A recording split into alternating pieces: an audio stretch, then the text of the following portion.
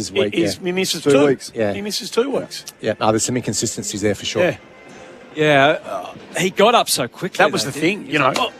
Free kick 50. I mean, it was great. It was fantastic from a Swans The point of outcome, view. the act Durham is the thought act, he was right? cooked. That's it. Everyone sort of felt Durham will do anything to get a player off. He's like, oh no, that's the sort of thing I would have done. He's got to get weeks. So, and Harms could be an important. He could be the one that could go to Lockie. He'll go to Yeah, Neil. he could, particularly if Petrarca's a bit wounded. Yep. They're going to need someone a bit explosive and a bit powerful, you know, to fill the breach. And Exactly he is what a bit Kane of just that. said too, Andy. You can't give Lockie Neal that ability to be able to have that time and space 2 weeks in a row. He'll get someone straight away. The thing that annoys me is when they say such and such is untaggable. Like Kingy yesterday said, Neil's untaggable. I thought, no, he's not. No one's untaggable. You just need someone who's prepared to do the job, like a Windhager or Harms has done. Now, he'll still get some footy, but he won't be standing at stoppage all alone getting 15 clearances, guarantee you. Well, the Swans do it, Kane. We saw last night at times, and Oliver was fantastic last night. He was really brave. At times, though, Callum Mills will go as, like, I sort of call it a cooler, where almost what you did, Kane, where you can go and limit someone's influence and still be damaging the other way. You can still get off them and still impact the game. So tagger, let's just call it a cooler, you know, someone that you can go to and just limit their influence. And that's what the Swans would have done with Lockie Neal. They would have put Callum Mills to him. He would have shut him down around contest and clearance. Try and expose him. And try and expose him going back the other way. Exactly how they did it against Geelong when Mills went to Dangerfield and completely shut him out. So how do we see the path from here? Sydney now with a home preliminary final. Who would they fear the most in playing? Who would be the best chance? Well, they got Collingwood, didn't they? Not that long ago. So if Collingwood to lose this, you'd think they're going to progress through against Fremantle or the Western Bulldogs. But you'd think, we all think that? I would think that on this ground. Yeah, I do.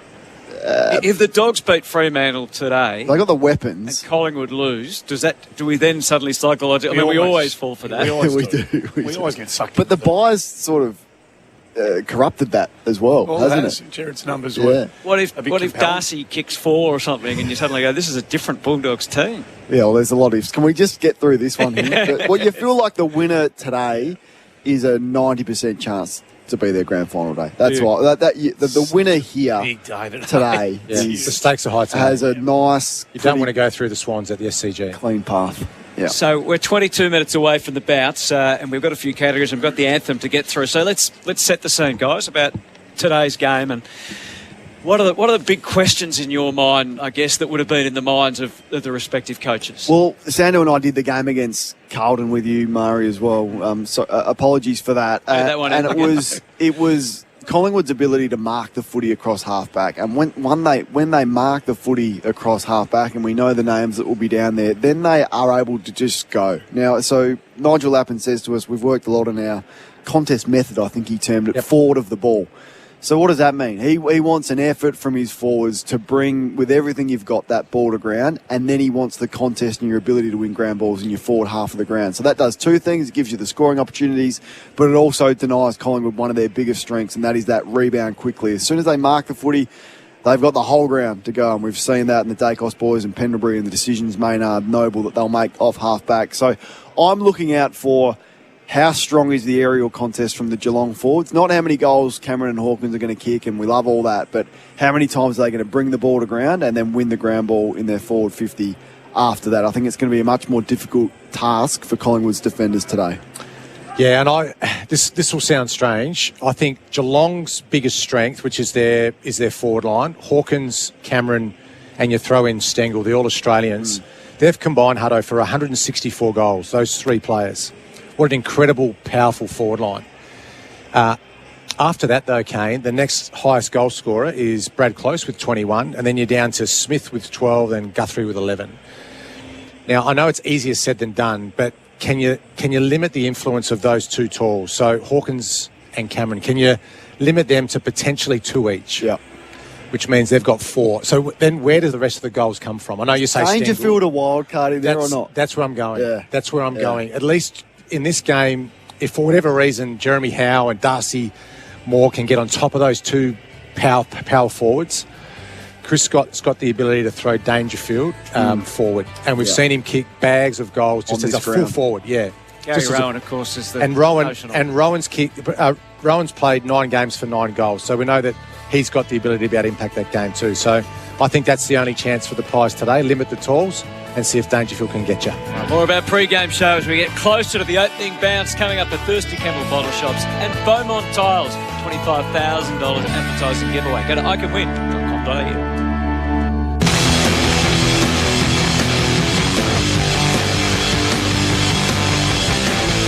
You're listening to the 2022 Premiership season on AFL Nation for Beaumont Tiles. Hybrid flooring in store now. Hey, Nick Del Santo here. I played over 300 games in the AFL, but I still remember my first game as a rookie. Back then, I needed all the advice I could get. So, if you're after an apprenticeship and need the same kind of expert help, don't go past MEGT. MEGT is Australia's largest and only national apprenticeship network provider, making them your true local apprenticeship experts. With MEGT, a winning career could be yours. So check out their free job board today. Visit MEGT.com.au or call 13MEGT. Booked a holiday? Visiting friends interstate? Melbourne Airport is happy to be welcoming travellers back. Nothing beats the convenience, flexibility and great value when you park at Melbourne Airport. From just $12 a day, the Value Car Park offers exceptional value. And only a few minutes walk to check-in, Melbourne Airport's Terminal Car Park offers absolute convenience. Park with ease and peace of mind with Melbourne Airport. Book online today and save at melbourneairport.com.au. Race into Save at Autobarn this Friday and Saturday. Save 25% on speakers, subwoofers and amps, 25% on tools, and save 30% on Nulon and Castrol engine oils. Hurry, Friday and Saturday only at Autobarn. Top Gear, low prices. Go on, make the call. We all believe in you. One at a time, please. Thousands of Aussies keep switching to Kogan Mobile. But hurry right now. You can get started with Kogan from just $2.90 for 30 days. With unlimited calls and texts and a big 20 gig of data at award-winning prepaid prices. Make the call. Switch to Kogan Mobile from just $2.90 for the first 30 days at koganmobile.com.au/radio. Designer Appliances are your premium laundry appliance specialists. With all the best brands, we can help create functional spaces, converting your laundry into a practical paradise. Visit us at Camberwell, Heidelberg, Rosebud and Wantirna South, or browse online at designerappliances.com.au. If you've come home to find your property has been damaged, call 131 444. If you've had something stolen from your car, call 131 444. If you've lost something or found something valuable, call 131 444. If you want to register a party or let us know you're going away on holiday, call 131 444. So save 131 444 to your phone for when you need the police but not the sirens. For more information and for online reporting, visit police.vic.gov.au. Authorised by the Victorian Government, Melbourne. For those that love crisp, clean, uncomplicated refreshment, look no further than CBCO Draft. Australian-owned, Australian-made, CBCO Brewing have been crafting beer for Australian tastes since 2004. Their draft, brewed here in Victoria, is classic Aussie beer at its easy drinking best, perfect for footy finals. Now on tap at the Empress Hotel, 714 Nicholson Street, Fitzroy North. Enjoy $6 pots and $12 pints of CBCO Draft until Sunday, September 11th. CBCO Draft. Crisp, clean, uncomplicated refreshment. 18 plus only. Please drink responsibly. Hello. Frank Walker from National Tiles.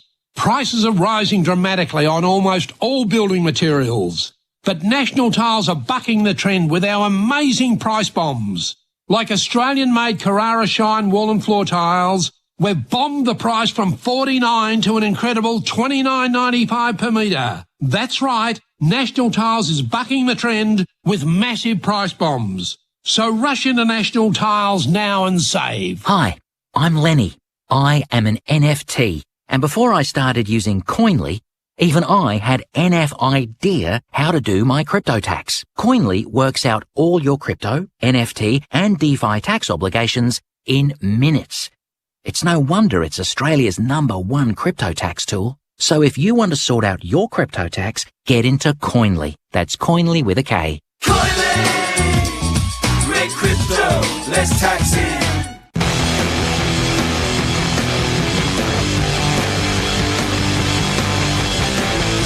You're listening to the 2022 Premiership season on AFL Nation for Beaumont Tiles. Hybrid flooring in store now. Kicks a goal, and the Tigers sprint clear, biggest margin of the game. Danaher from 50 metres out leaps into it and never looked like missing. He comes in, the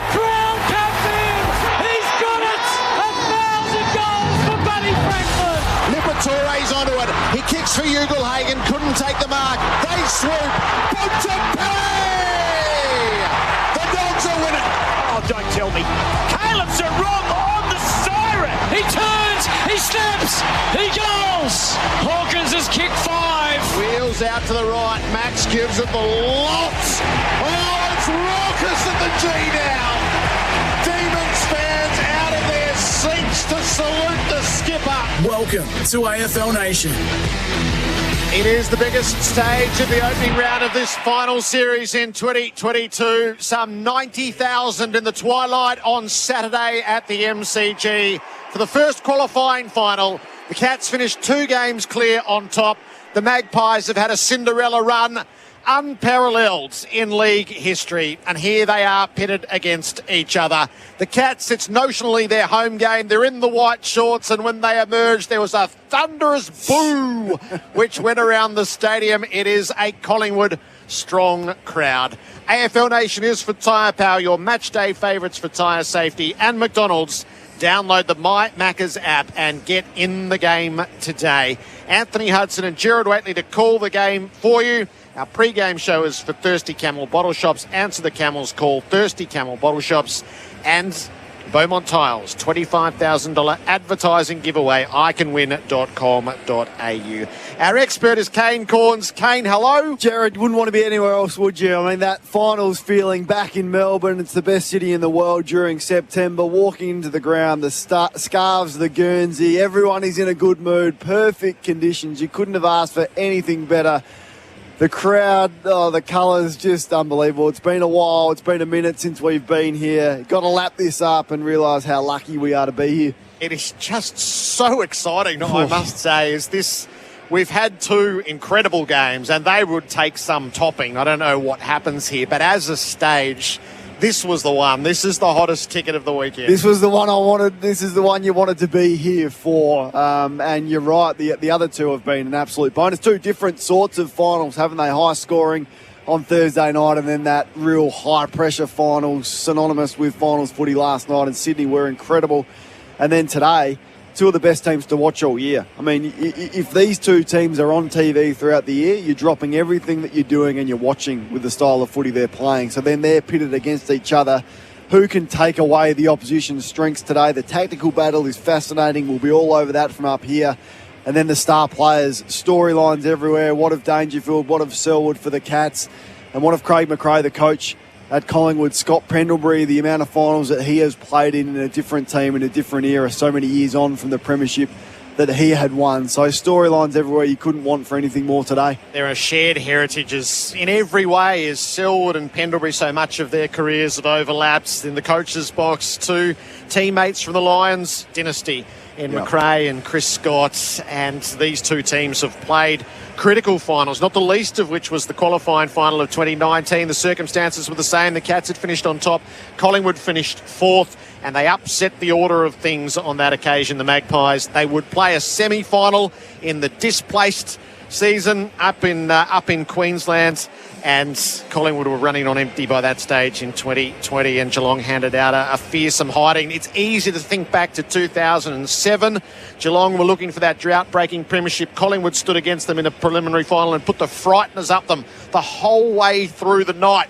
And there was a sense of dread that I remember when a certain Davis was one out in the forward line, and thinking you couldn't get haunted again by a Davis at the end of such a final. So these intertwine through the years, and so many of these fans, Hutto, will have lived these finals experiences together. Well, when we saw Tom Harley, it was last night, wasn't it, in the box here, I was immediately brought back to that preliminary final and the opening minute, and he was a very reliable defender, but the ball went back in the air and he back at centre-half back, and it went right through his fingers. And from then on, it was the most torturous night as a Geelong supporter of all time. And we just scraped across the line and then smashed Port Adelaide in the grand final, of course. I wasn't going to take that last step, but well done. Our luggage partner is Samsonite. Unpack the world with Samsonite. Visit samsonite.com.au. Particularly relevant because the winner here will host a preliminary final, and the loser, should they see a preliminary final, it will be at the SCG against Sydney.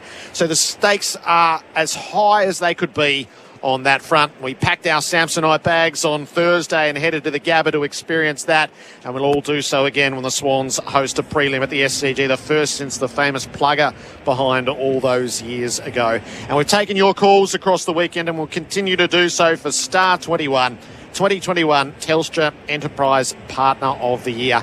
Kane, we look down. These warm-ups are taking place for Ream. Ask your plumber to install a Ream steady, hot and strong. What's in the absolute forefront of your mind tactically and early? Yeah, well, there's the tactics of it, and then there's just the ability on who wins the most critical contests. And Jeremy Howe spoke during the week, and he said, we didn't start really doing match play until much later in the season than we usually would. What we did do, we broke down the absolute fundamentals of the game. And that was just time after time we were pitted against each other doing critical contest work. And that's what you do it for. We spoke to Nigel Lappin not long ago on the boundary line, Jared, and he was of the similar view. I mean, how many contests can we win forward of the ball? So that's why you start pre-season way back in October, November in those areas, and this is the reason you do that is you break down the fundamentals of the game and you work on that. So in finals, and we saw it last night, who's the cleanest? I mean, who's going to fumble the footy under fierce pressure that the opposition will bring? There's no doubt the speed, the intensity,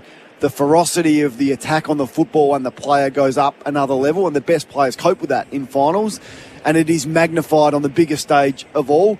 And that's why the great players are the great players. A lot of good players out there today, but which team copes better with that fierce pressure that will be applied on them? Who's the cleanest? Who's the toughest? Who wins the most contests today? And I think that's been one of the trademarks of this Geelong team. I don't think we've seen a Geelong team through the Chris Scott era that has brought that pressure as consistently as what they have this year. Yeah, all the other changes and strategies that they've done. Yeah, and their forward pressure as well has been elite. Like if you're not willing to bring that forward pressure, you don't play. And it's probably the selection dilemmas that have been at Geelong that we've spoken about. In the end, he's probably gone for the players in the front half of the ground that they can hurt the opposition, but they're willing to play that defensive team-first football. And we know the names that will be there. And that's why the matchup is fascinating, because Collingwood are going to give you that look, Jared, and they will absolutely continue to take it on.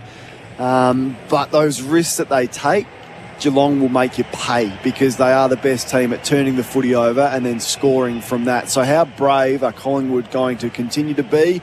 They've done it all year, so I wouldn't expect anything less, but it's going to be a trickier proposition against the Cats and their setup today. The spectacle itself is added to by the weather. The Kubota cast for Kubota together. We are shaping and building Australia. Brilliant blue skies. This is proper spring. The shadows are stretched across the MCG. The lights are on. It's 13 degrees. There's going to be 90+ thousand here. I feel like the spectacle will be used as a case study over the next couple of years. This is what a Twilight Grand Final would look like. How does it compare with our afternoon game? And we're going to live the transition of the light and finish under the towers at the end. Kubota shaping and building Australia. There have been so many unmissable moments between these two teams, but certainly within this season, the meeting that they had, Collingwood were all over Geelong, and then the barnstorming finish for the Cats. It's probably been the inverse of the path of each team since. Geelong have been dynamite starters and Collingwood have been the best finishers that maybe we've ever seen. Unmissable moments for Drink Wise. Choose to drink wise. You won't miss a moment if you drink wise. And those unmissable moments, Fox Footy just showing some in their pre-match, and Kane features in one that one of the greatest games I've ever called, that preliminary final over in Adelaide. The despair on Robert Harvey down on his haunches as you triumphantly throw the footy up to the skies. It was excruciating that day. Just you can never relax in finals ever. I've taken some time to come across to Collingwood. I'm not there yet. I still look at the forward line players, and look, I say this with all due respect because I've loved watching them play and I'm so admired what they've done, but I look at the talent in the forward line and I'm going, is it going to be Elliott today? I don't know. Is it going to be Cameron, McQuarrie? So I've just, my check, I haven't been able to think that the forward line that they've got personnel-wise, and they would know that, that's why they're going after Dan McStay, is that going to stand up on a big final against a very, very miserly defence today? I'll need to be proven wrong on that. That's why I give the Cats the edge today. Isaac Smith still has his tracksuit pants on. It looks like he's warming up for the grand final sprint. all the other players are in full kit. He's just still got his tracky decks on. Pretty relaxed. A wonderful embrace between the two coaches as well as with the shared heritage that we mentioned. Signet of Power in the commentary team for the upcoming game. Stay charged with Signet. So the two teams coming over to the members' wing to observe the formalities. This is one of the absolute charms of September, and with so many in, they're in the back row in every portion of the ground that I can see. It's a thunderous crowd as we join the formalities with Matt Edwards. To the first qualifying final between the Geelong Cats and Collingwood. The AFL acknowledges the Wurundjeri people of the Kulin Nation, the traditional owners of the land we gather on today, and pay our respects to our elders past, present and emerging. We acknowledge we play our great game on this land and respect the cultures of all First Peoples, their contribution to our nation and contribution to the game of Australian rules football. We now invite you to turn your attention to the big screens for the Welcome to Country.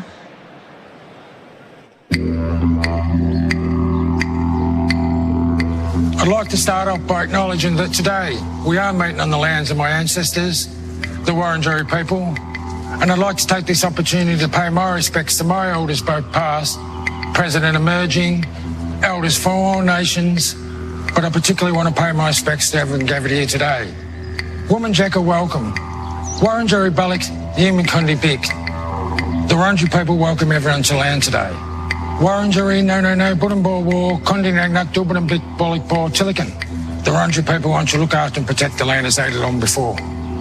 Wurundjeri country extends from the inner city of Melbourne. It goes across the mountains of the Great Dividing Range, west to the Werribee River, south to the Mordialloc Creek and east to Mount Borbor. And while you're on Wurundjeri country, you're most welcome to the traditional lands and the waterways of the Wurundjeri people. So Woman Jacka, welcome. Enjoy the game. Would you now please rise and join with the coaches, players and umpires for the Australian National Anthem, performed today by the wonderful Bobby Fox.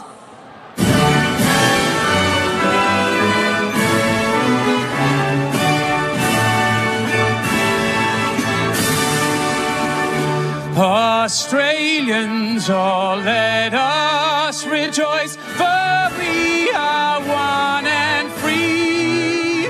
We've golden soil and wealth for toil. Our home is girt by sea. Our land abounds in nature's gifts of beauty, rich and rare. In history's page, let every stage advance Australia fair. In joyful strains, then let us sing, advance Australia fair.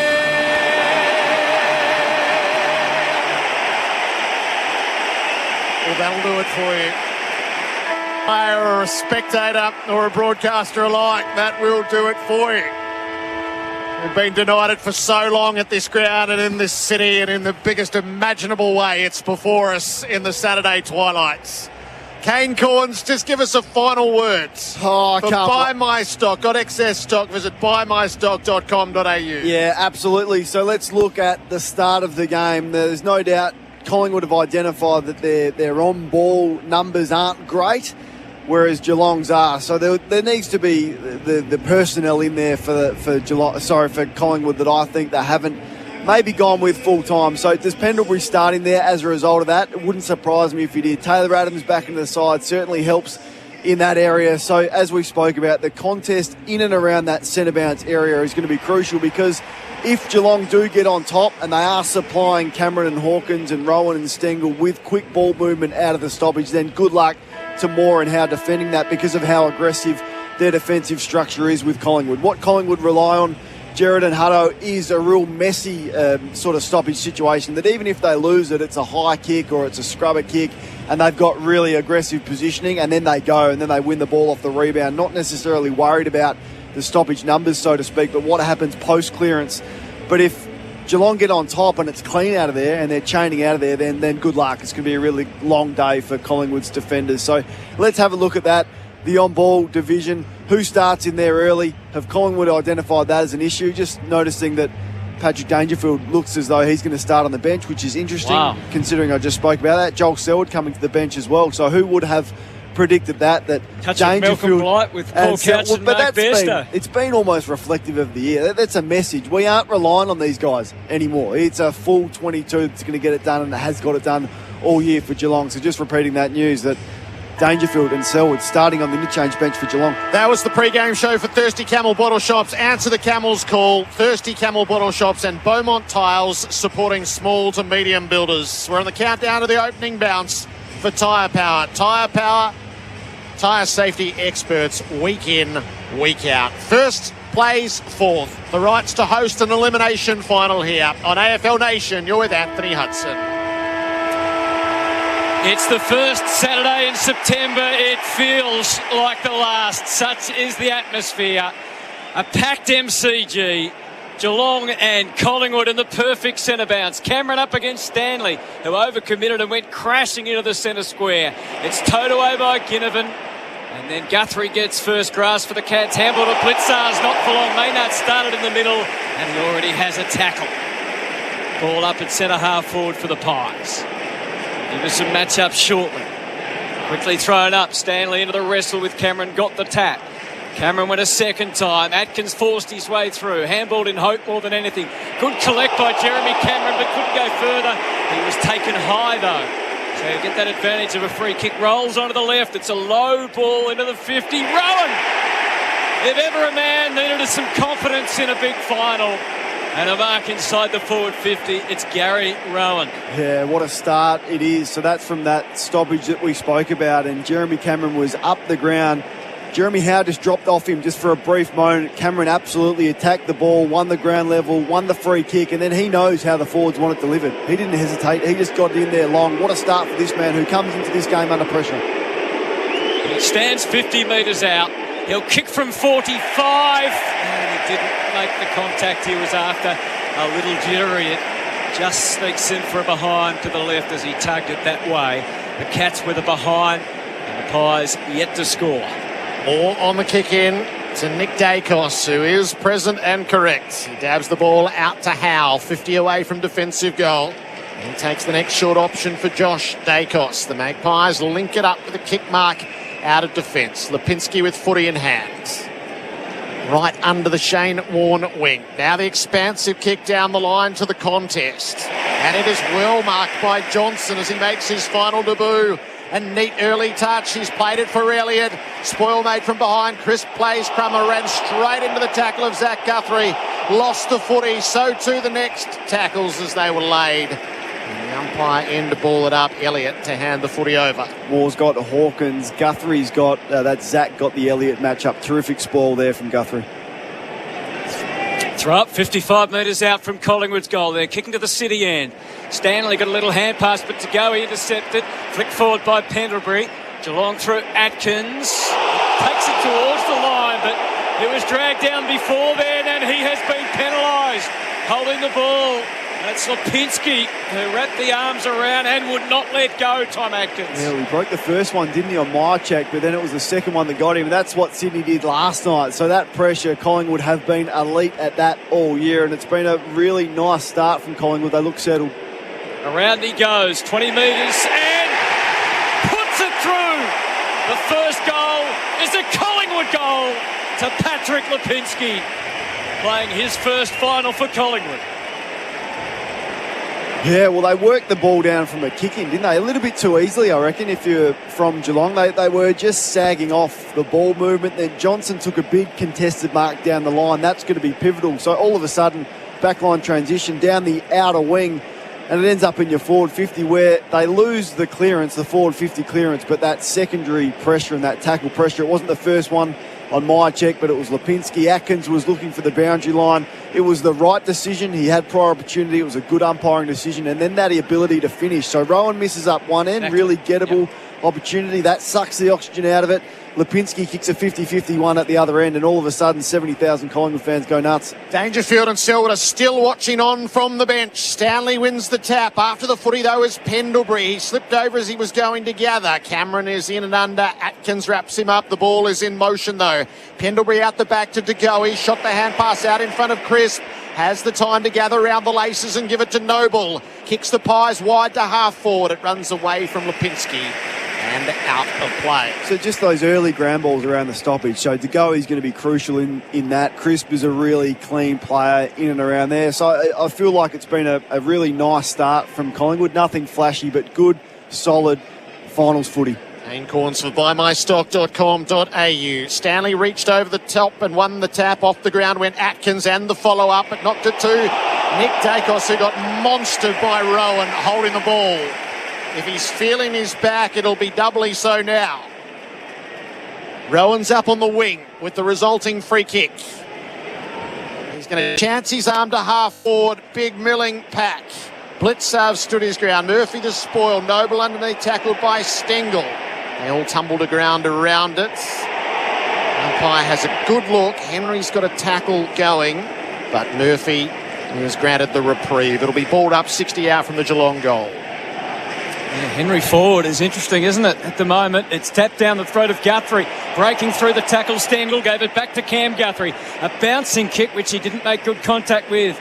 Intervening was Nick Dacos. Driving kick was too wide for Lipinski. It's out of bounds on the full. I reckon there's a strategy for Collingwood to get Tom Stewart up the ground as high as he can. So he's gone to McCreery and he's playing really high, trying to drag him out from that defensive 50, which he monitors so well.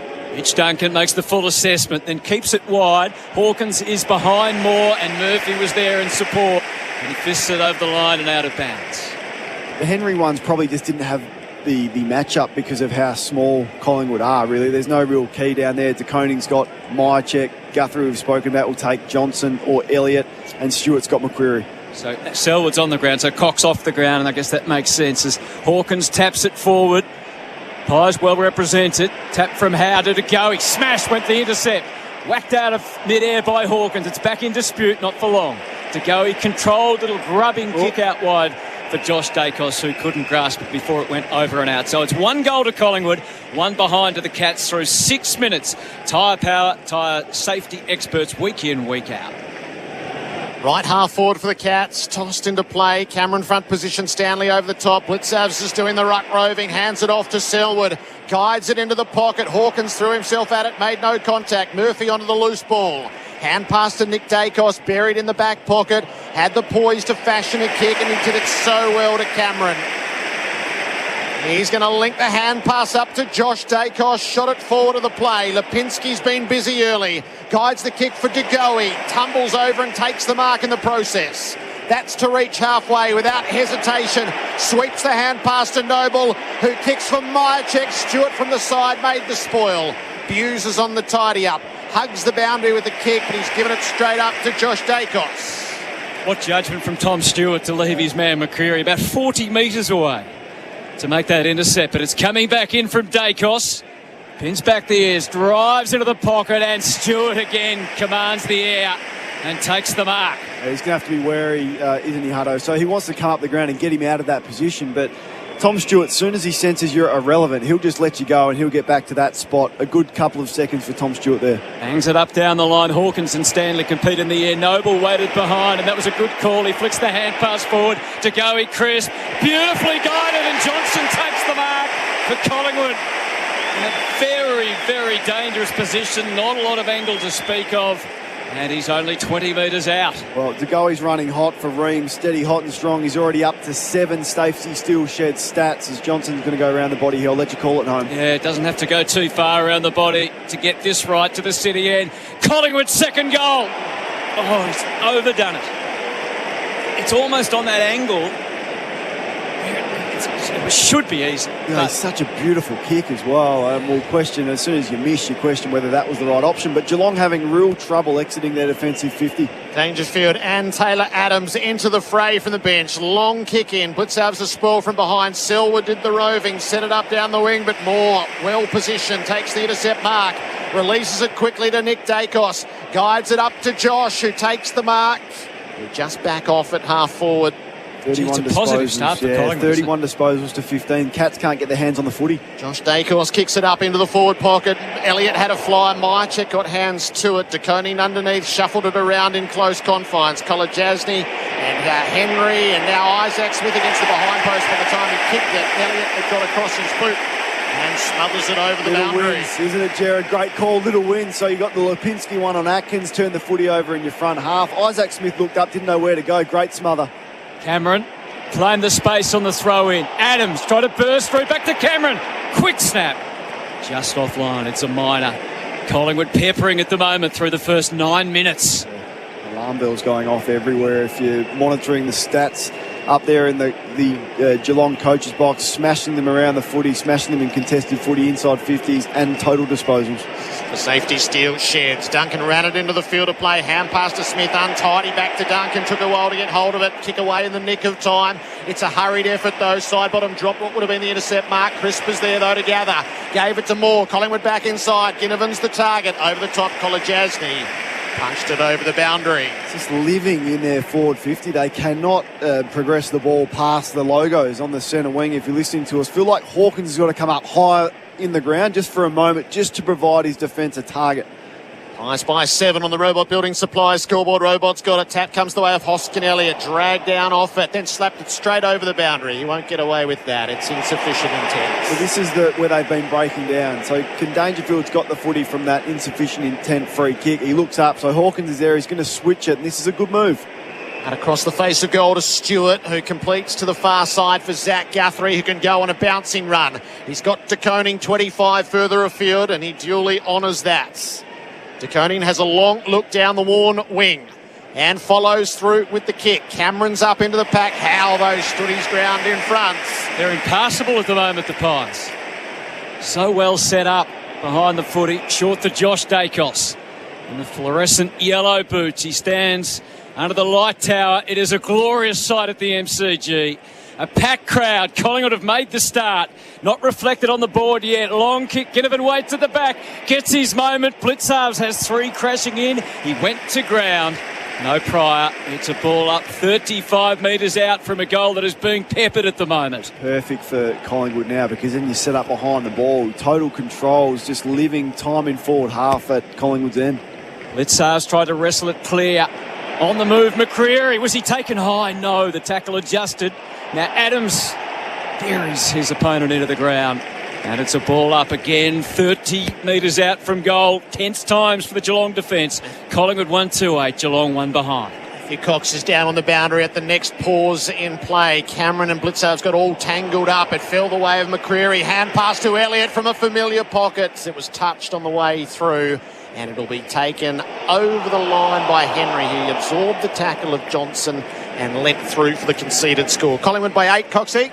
Yeah, Kolodjasny just getting work done on his right leg in discussions with the physios. I'll keep an eye on it. Mark O'Connor is the Geelong Medi-Sub. It's all for Snaffle bite-sized payments. Win. And the pressure grows on the man kicking the ball back into play, and it's the experienced Mitch Duncan. In the end, he runs into the back pocket and goes long to Brad Close, an unlikely marking target, but he doesn't let him down. Can Geelong find a way forward now? Was the stand called or not? Because the man on the mark did move. I think Wisehead prevailed and nothing was called, but it'd be interesting to look back. It's the 7th mark for the game. Safety still sheds. Collingwood have taken 15. Short to Buse now. Long to half forward. Rowan flew the pack. It's fisted away by the Pies defence. Murphy that time. Acrobatic and fearless as ever through the air. Punched it over the line and out of bounds. Kolodjasny down to the room. So more reasons of concern for the Cats. On the throw-in, Blitzarves reaches over the top. Dangerfield couldn't wriggle free. A hand pass forward from Crisp, only as far as Selwood. He and Adams fight it out, and Crisp followed up with a wonderful tackle. And the umpire says, high on Joel Selwood, would you believe? Well, it was the second one. So the first one looked as though it was high. It was a traditional Selwood strike. It was Adams coming in late that got him high. He gets it moving quickly through Smith, bombs it up to full forward. Moore made the spoil. Stengel couldn't quite gather. Hawkins has a go. Moore's got him all the way to grounds. They wriggle around, the ball spills out the side. Dangerfield has it, couldn't quite find Myers. Josh Dacos got in the way. Quain on the run down by Stengel, holding the ball. That's brilliant. And Isaac Smith celebrates. They all come from everywhere because that's what Collingwood have done so well. It's terrific. So they win the first one, handball, and then they've been away this year. But that extra pressure that finals provides, and that's where Stengel, we've spoken about the goals that he's kicked this year. Quainer brushed the first Isaac Smith tackle, which wasn't physical enough from Isaac. He wasn't going to get past the second one. Stengel was right there. This is a big kick. A real nerve settler needed, and it's probably just on his range. He'll kick from just outside the paint of 50 and a half metres, I reckon. The All-Australian small forwards with the pressure inside 50. The resulting kick on the stage of his life. Stengel creeps around to the right, unloads. Touched. This is going to review. So the goal umpire has signalled touched from a call from the field umpire on the mark. Yeah. So it was the player on the mark. Brett Roseberry's called touched, and he knew straight away the player. They were switched on. They were aware to the fact that he was going to go around. He was right on that edge of his range, wasn't he? It was Adams on the mark, I reckon. Just good 1%er in finals. She's looking at the vision, so it has to be definitive to be overturned in theory. That ball is a long way Looking at from this the angle, you can see the ball's touched by the right hand of the Collingwood defender. Decision on the scoreboard. Score review for Roofing and Sheet Metal Centre. Everything sheet metal from the roof down. I think the reviews in those scenarios can only confuse things. The umpire on the spot saw it, heard it, called it. That ought to be enough. 2 behinds to 1-3 on the Robot Building Supplies scoreboard. Logical kick in short into the back pocket to Maynard. This time they come inside. We haven't seen much action on this part of the ground yet. Maynard unleashes up to the wing. Henry in front. Mychek and Cox are there. The big man for the Pies made the contest crashing through Atkins. He took 3 Pies with him. That's what it took to slow and eventually stop Tom Atkins. And Joel Selwood takes the opportunity near the bench to change over with Guthrie. So a quick stint for the Cats skipper. The 2 ruckmen bring each other to ground. Dangerfield flings his left boot at it, and he didn't make contact where he would have liked. It goes careering away out of bounds on the full at right half back for Collingwood. Howe, instant kick back into play to Josh Dacos, and there is a clear path. It involves a switch, but you can see the pieces ahead if they're quick enough. Quaynor took the mark and uses it short to Moore. So he brought it back to the more central location. They are relatively well manned ahead. How is the potential on the outlet coming to the near side once more? And that's the option that Moore took. Howe runs to the defensive 50, kicks long down the line, side bottom. Holmes form up. It's punched out of play. Good matchup, that one. Side bottom and Holmes on this. The wing closest to us, so the commentary box side. Now, they'll both set up at the back of the stoppage, so they leave each other at the stoppages. One will patrol. We used to call it the wicketkeeper position. You can picture that. Side bottom at one end, Holmes at the other. Who can get involved from this stoppage? Collingwood by 7. Thrown in on the members' wing. Kicked out of midair initially. Holmes wins the disposal to Myers. Dragged off it. Got a legal hand pass away, but Lipinski has the footy to side bottom. Forward of the play to Adams. Might have given it to Dugo. He didn't. Came in board instead. McCreary gathers, steadies, pulls the kick to full forward. Up goes the defence, and Hughes did a great job against Mychek, but he is outnumbered, and it's still to be dealt with. It comes the way of Elliott. Hooks it around the corner. Didn't get enough purchase on the kick. It's a free kick to the Geelong defence. Cam Guthrie, I fancy. Not sure why an advantage wouldn't have been paid. They do look a bit jumpy, don't they? The small defenders from Geelong, we spoke about who can absorb that pressure. Just thought McCreary should have had a ping. Yeah, I mean, you're inside 50 in a big final. Tried to do the unselfish thing, but he was well within his rights to have a shot on goal. Collingwood by 7. 17 minutes have elapsed, and it's a careful approach for Geelong. A jittery one, it has to be said, coming out of defence. Short to Isaac Smith. Full appraisal of what's ahead, and all he can do is go as long as he can. Close is going to have to be engaged in a one-on-one with Quaynor. The best he could do was split it and get it over the boundary line and out of bounds. Yeah. So just some of those numbers, Hutto. I mean, Collingwood dominating uncontested possession for safety, steal, sheds, 34-16 on the outside. Contested possession is even, but Geelong haven't been able to get any clean ball or any transition ball. Get back to Cox with an update on Kolajasny in a moment. The ball back into play. It slips out the back. Hoskin Elliott. Hand pass to Pendlebury. Sneaks through, gets a little closer and delivers for Elliott, who hangs on a third bite, tucked away in a pocket he is very familiar with this year. It's just clean, isn't it, from the stoppage. Give Pendlebury time and space. Even numbers in your forward 50. He almost dropped it, but when it's going to come in that quick, because both defences play so aggressive, they sit off their man hoping for that pressure kick from a stoppage, not time and space with one of the best ball users in the last 15 years. So it's not late in the game, it's not after the siren, but this is a big kick. He starts behind the boundary line, it favours the right foot, he's got up and under it, it's close, it's touched, it's stayed in, not for long, Myercheck! First to read it, first to pounce and put it through off the left boot. And there is a lot that will be disturbing Geelong at the moment. Collingwood have made the jump, 2-3-15 to 2 behinds. And it's a reward that is now reflected at least to some degree on the scoreboard. Yeah, and when you look at the goals that they've kicked, I mean, from the boundary line, Lipinski, and then that one should have just been spoiled. I mean, Stanley wasn't aggressive enough. De Koning fell over. Like, he's absolutely made a meal of this, so we'll watch again. They did all the right things. Their positioning was fine. They just weren't aggressive enough. Stanley didn't want body contact from the front. De Koning let Myercheck have a run at it, and then he lost his balance and fell over. You can't be getting goals scored against you from the boundary line. So there's no doubt they're rattled. They've let Pendlebury free at that stoppage. Too easy, uncontested mark inside 50, and then you're in the right position to spoil that footy over. They have started very shakily, whereas Collingwood, they'd be wrapped with how composed they've been so far to start this game. Just got a warning here for the 6-6-6. The umpire's going to throw it up. Mason Cox in the ruck. Against Geelong by the looks of it. So 13-point margin, Robot Building Supplies scoreboard to Goey. Shark the tap, fed it out the front to Crisp. Worked it over the top to Lipinski, back to Crisp. Had to knock it on rather than take possession. Hoskin Elliott, great pick-up, instant snap. Couldn't find the targets. It drifts further and further away and through for a behind. 14-point margin. Coxie's down on the boundary for us for Snaffle. Bite-sized payments win. Yeah, Collar Jasney's re-emerged from the rooms. His right knee heavily strapped. He was about to come on in that last passage of play with the rotations, but has stayed on the bench. Tom Stewart goes straight down the ground. There's huge risk involved, but he finds Patrick Dangerfield, who breaks onto the left instantly, fires the kick haphazardly down the ground, and Moore takes the mark. He's played on. And Tom Hawkins was the last to realise, so that allowed Moore an easy passage out to Dacos and then to side bottom to half forward, but Dangerfield got a fist into it and then put a big tackle on Taylor Adams, dragged him over the line. There's just a feeling Dangerfield might have to put that cape on after all, Derek. Yeah, he might have to. He might also need to put the left foot away, I reckon. He does fall in love with that left foot, so 2 clangers from the left foot, one out in the full, and that one, Holmes was away. He took the great mark in the middle of the ground, just had to kick it on his right, didn't need to go over the left. At the throw in, Atkins is able to take it away for the Cats, bounces it down the wing. Howe edged it away from Cameron. Rowan comes through, took the tackle, released the footy. Cameron barging through successfully. Onto the left boot, kicks for open space. Moore leads, Hawkins up to it. Fumbled the footy though. Quaynor ran straight into Hawkins, who buried him on the spot.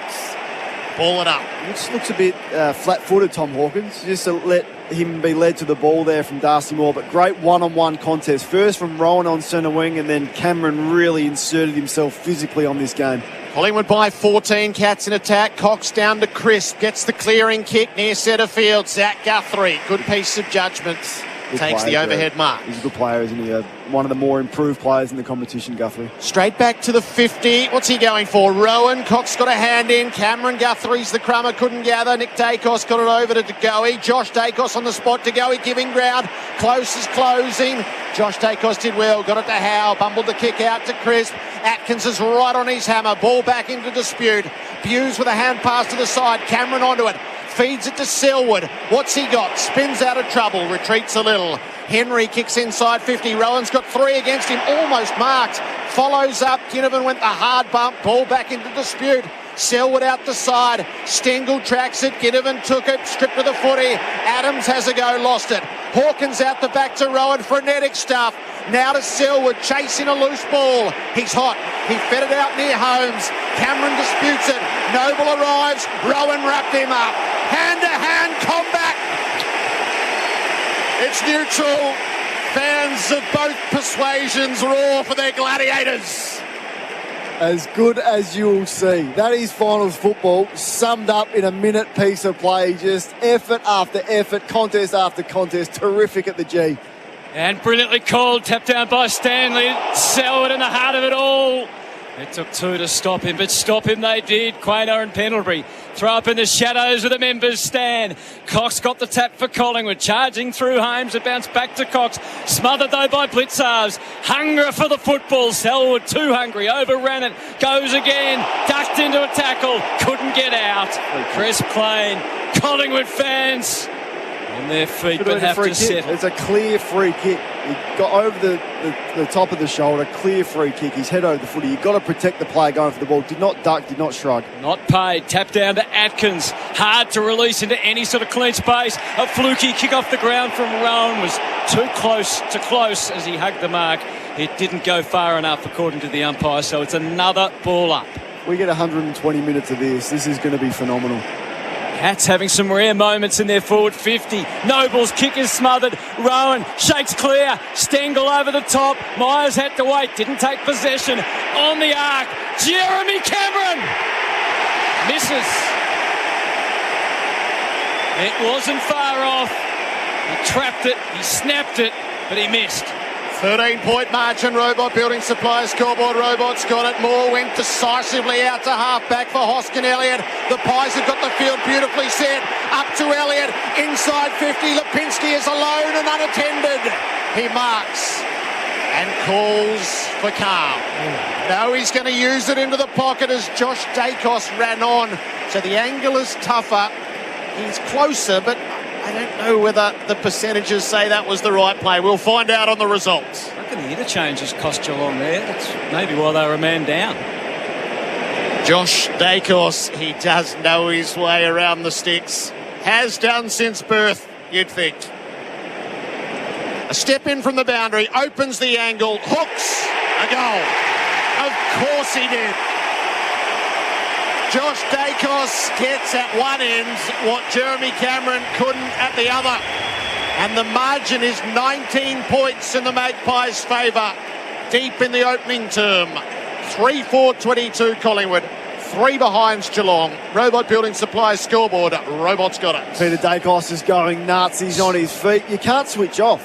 So Jeremy Cameron has the shot. It looks as though it's going through. Geelong supporters are celebrating, and I reckon the Geelong players were celebrating as well. Collingwood just go. They will make you pay. You cannot switch off defensively. You shouldn't be conceding kicking goals early on in the first quarter. Just to watch on College Asney, we'll keep Coxie to get an eye on that down at ground level. He's limping. Because he is limping. Snaffle, bite-sized payments win. We'll keep an eye on him. He just came back onto the ground, but not moving well at all. Terrific transition of play from Collingwood. And Geelong are facing such a familiar scenario in qualifying finals.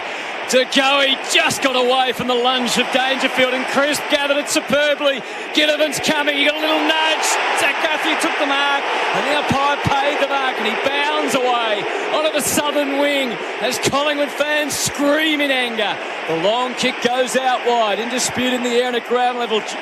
Nick Dacos flung the handball to Maynard, now to Noble, further afield to Pendlebury, misfired, overcalled, coming back Buse, still found it difficult. Was able to get a handball to Zach Guthrie and just bangs it on the boot.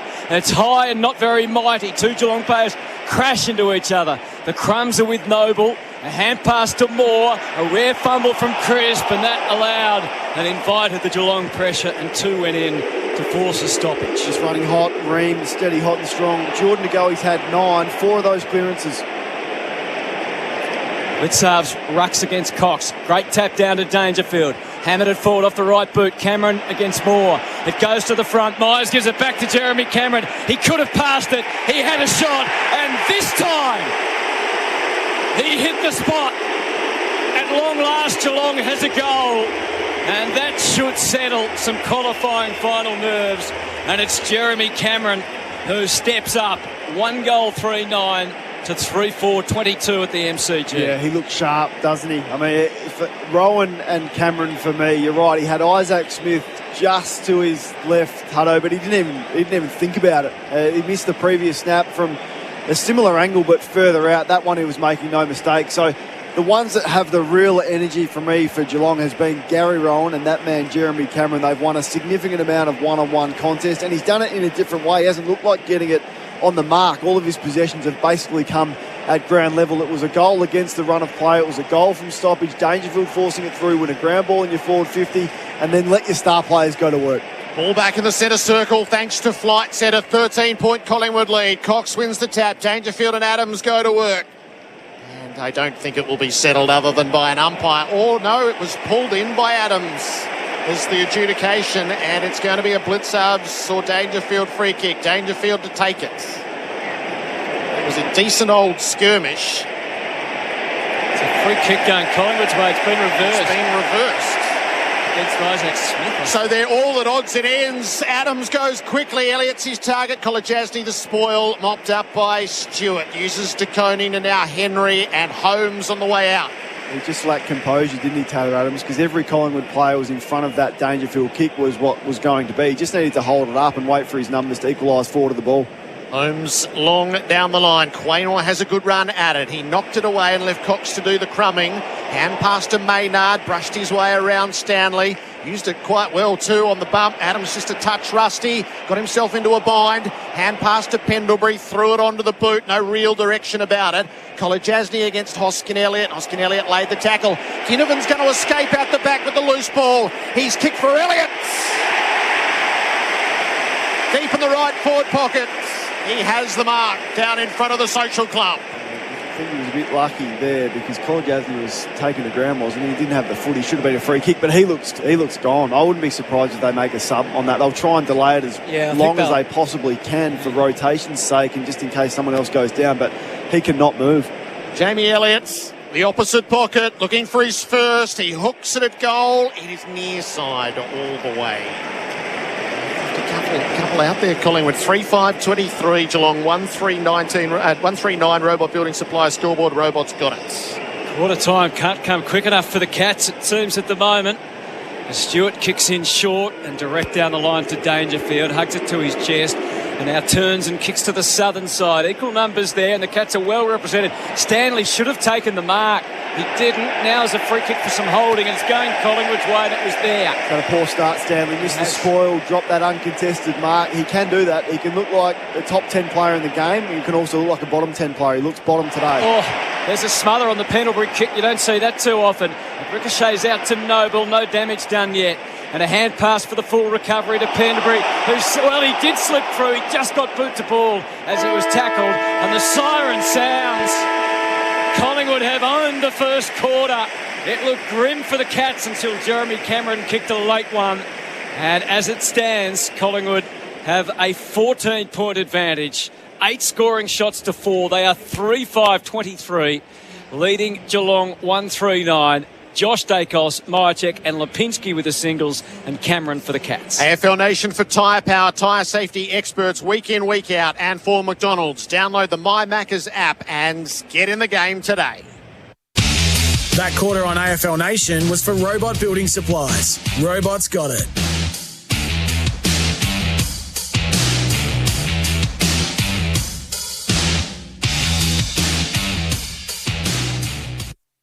Sustained performance in footy is more than just one great game. It's about playing consistently, game after game, season after season. Host Plus delivers strong performance over the long term, with top returns over 20 years. A top-performing super fund over the long term, that's a plus. Super Ratings SR50 Balanced Index, December 2021. General advice only. Consider the relevant Host Plus PDS at TMD at hostplus.com.au before deciding if Host Plus is appropriate for you. Past performance is not a reliable indicator of future performance. Search, compare Host Plus today. SEN and Sonos are making it easy to achieve game-changing sound this final season with the chance to win Sonos Smart Speaker prize packs. There's daily Sonos One wireless speakers to win or a weekly Sonos Beam Gen 2 soundbar or the major prize, a Sonos home theatre set valued over $2,500. To win, visit iCanWin.com.au and tell us in 25 words or less about your favourite finals moments so far. Sonos, game-changing sound. First day of my new business, insured by QBE. Cue the lights. Cue the first customers. Hello. Cue the morning rush. Cue the unavoidable. Cue the call to QBE. Hi, sorry. Cue the quick response. We'll get that sorted for you. QBE Insurance on cue for thousands of small businesses before and after. Search QBE SME or talk to your broker today. See qbe.com/au for eligibility, the PDS and the TMD to decide if this product is right for you. The product issuer is QBE Insurance Australia Limited. You wouldn't operate a chainsaw blindfolded? You wouldn't ride your dirt bike blindfolded. And you wouldn't walk on your roof blindfolded. Yet too many people dig without searching before you dig online first. Because if you don't search first, you're digging blind. Avoid high-pressure gas mains and high-voltage electricity cables every time. Search before you dig online every time. And never dig blind.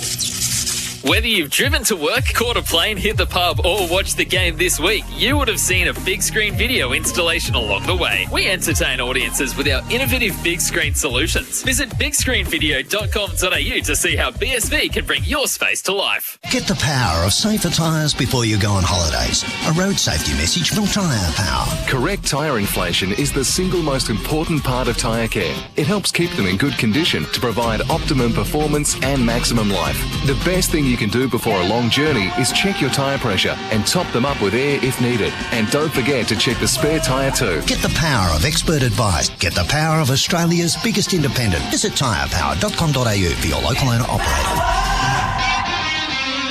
The Monopoly game at Macca's is back with $578 million and prizes to be won. Prizes like free fuel for a year with Ampol, a $10,000 Webjet gift card and more. Download the My Macca's app and play today.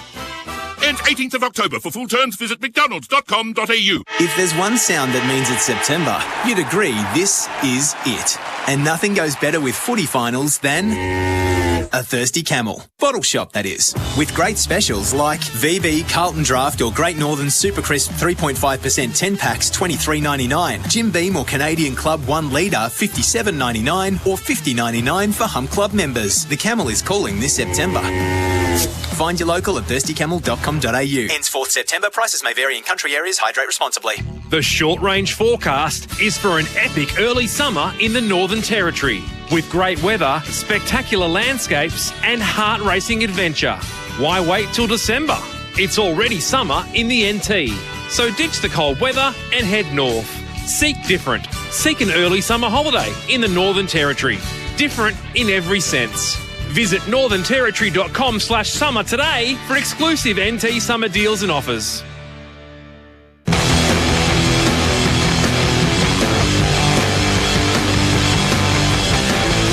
You're listening to the 2022 Premiership season on AFL Nation for Beaumont Tiles. Hybrid flooring in store now. Macca's, I'm loving it moments. Download the My Macca's app and get in the game today.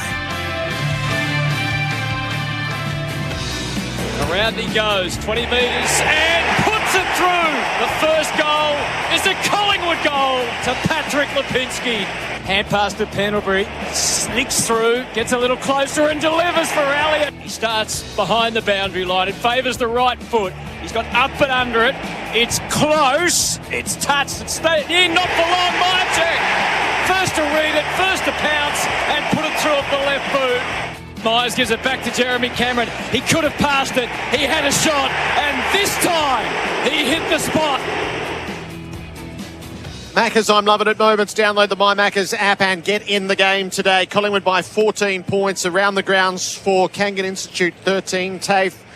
James Harms has been fined for the contact that he made last night with Jake Lloyd. It has been ruled as body contact, so a $3,000 fine. He is free to play in the semi-final. Kane Corns. Yeah, some of those numbers for safety still shed stats that are just jumping off the page. Plus 31 uncontested possessions Collingwood's way that way. So Cats have been fine in and around the contest, even number of contested possessions, but around the ground they've been able to control the play for a large portion of the front half of that first quarter. The ball was just locked inside Collingwood's forward 50 and 5-1 inside 50 marks. Who would have thought that with the personnel from each team? And centre-bounce about to get underway. Collingwood lead that 4-0. Dangerfield and Stelwood spent the first 8 minutes on the bench, so no surprise there. Opening bounce for Tyre Power, your match day favourites for tyre safety. Collingwood by 14, kicking to the punt road end. Cameron came through, won the ball. Just took it clean after Stanley mistimed his jump. McCreary up at centre half forward, paddles it to the side for Josh Dacos. Around the corner with his kick, Johnson and Myercheck trying to get there. Zach Guthrie, a superb piece of judgment again. Been awesome. He's been the steadying hand down there, and as I said during the call of the first quarter, one of the more improved players in the game. Reece Stanley's got a lift. He's all at sea. Lovely intercept mark and a long kick down the line. Hawkins threw one hand up at it. He keeps it in dispute though. Crisp tackles Isaac Smith on the logo. The umpire runs into ball and up. Selwood and Dangerfield on the bench again to start the second quarter. Continuing the plan that didn't work, and they lost the first centre bounce clearance. That's 5-0. Collingwood by 14. Adams is mobbed by two Cats as he sharked the Sherrin, but could go no further. As the matchup for Collingwood, so De Koning's got Elliott. Fair bit of height difference there, deep inside Collingwood's forward 50. Stanley the tap to Cam Guthrie, a double grab and then a swing and a miss with the right boot. It allowed Adams to get a handball forward to Crisp. It's a skimming ball. Mycheck started behind Zach Guthrie, who's been the Cats' best player so far, and he fists this safely over the line and out of bounds, but Collingwood has territory. And they do rotate Geelong where their forwards start, but at this stage Jeremy Cameron has taken Howe really deep, so he's the deepest. Hawkins is playing up the ground a bit higher. On the throw-in, Cameron of Collingwood taps it to the front, knocked on further by Blitzarves, grabbed by Pendlebury, saw Ginnivan clear, left foot kick, top of the square, fell short, and Johnson took a mark. It's a free kick, is it? It's coming back. It's a Collingwood free, so why no advantage? I guess it was called before they knew where it was going to land. Just De Koning, it looked like he heard the whistle because he just dropped off. There was no intensity what he was going to do, but you're right. It's the players' call whether they take the advantage or not. Ginnivan took it. Should have been play on.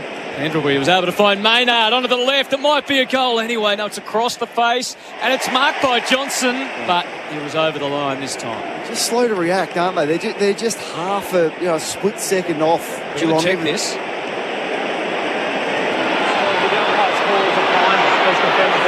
I think it's a behind, but they're just seeing whether he marked it inside the field of play.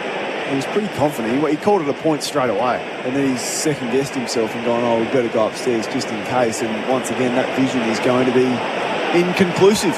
The roofing and sheet metal centre, everything's sheet metal from the roof down. The footy public's well and truly fed up with the reviews, judging by the groan that went around the MCG when it was called for. Look at the boundary umpire, Jared. Like he's half a metre away. Just ask the boundary umpire whether that was over the line. So between the goal umpire and the boundary umpire, they've got a better view than any of the vision that we're watching right now. Looking through posts as if it can actually tell us precisely what happens, which is part of the conceit in the system. And one pixel might... Review complete. Looking at these angles, there is insufficient evidence to confirm if the ball is marked before or after crossing the back of the behind line. Decision on the scoreboard. Good call.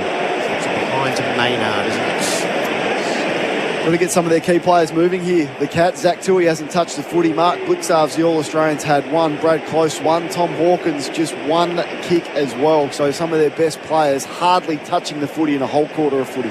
Eyes by 15 on the Athena Home Loans scoreboard. Stewart brings it into play. He's come down the members' side. Stanley couldn't get a run at it. Ball underneath. Adams had a go and a second to tow it up. Stanley's in diabolical form. He couldn't gather it. Off the ground goes Smith into the centre of the ground. Hooked by Sidebottom, back inside 50. Awkward bouncing ball, went the wrong way. Ginnivan works his way through traffic. Out to Johnson, unmarked. Takes the shot at goal. It's across the face. Through for his second behind. He could almost have 3 goals, couldn't he, Johnson? Collingwood 3-7-25. This game is replicating their game earlier in the year when Collingwood dominated, but were inaccurate. Duncan was able to spot a loose man across half back on the kick in, and it's Jack Henry who pops up and takes a pretty easy mark. They don't man that mark, but Henry doesn't utilise the advantage, and he kicks blindly to the wing where Quaynar took the mark or would have got the free kick anyway. Completely breaking down across this area of the ground. No sign of any change so far to their method, or more the execution at the start of the second term. So Quaynar settles under a packed southern stand and brilliant blue skies at the MCG.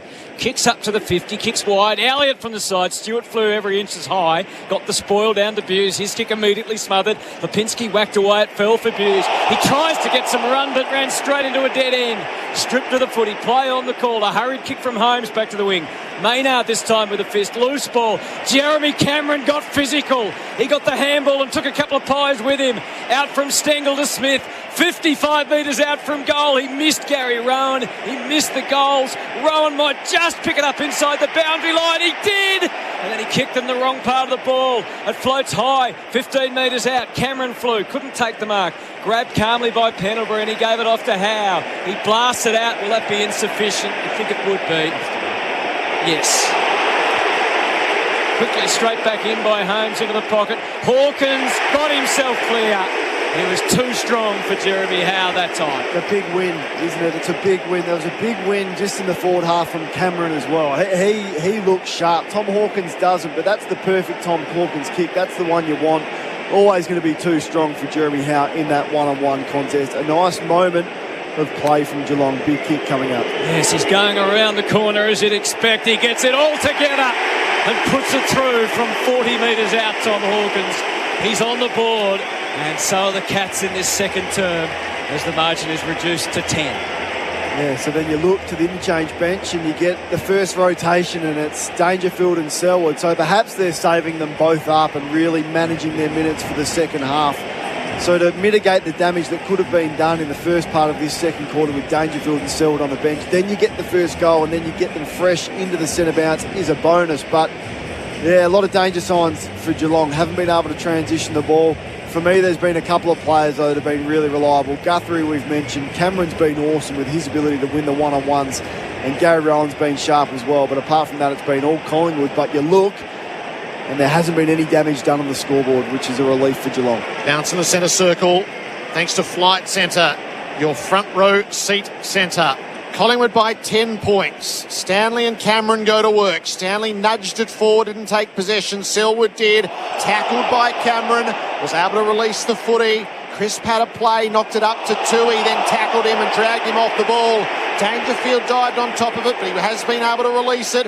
Ginnivan's up working in the fray. Ball it up. Coxie on the boundary for us for Snaffle. Bite-sized payments win. Yeah, Kolajasny's returned to the field, and Jordan De Goey was in a conversation with the doctors as well. Just keep an eye on his shoulder.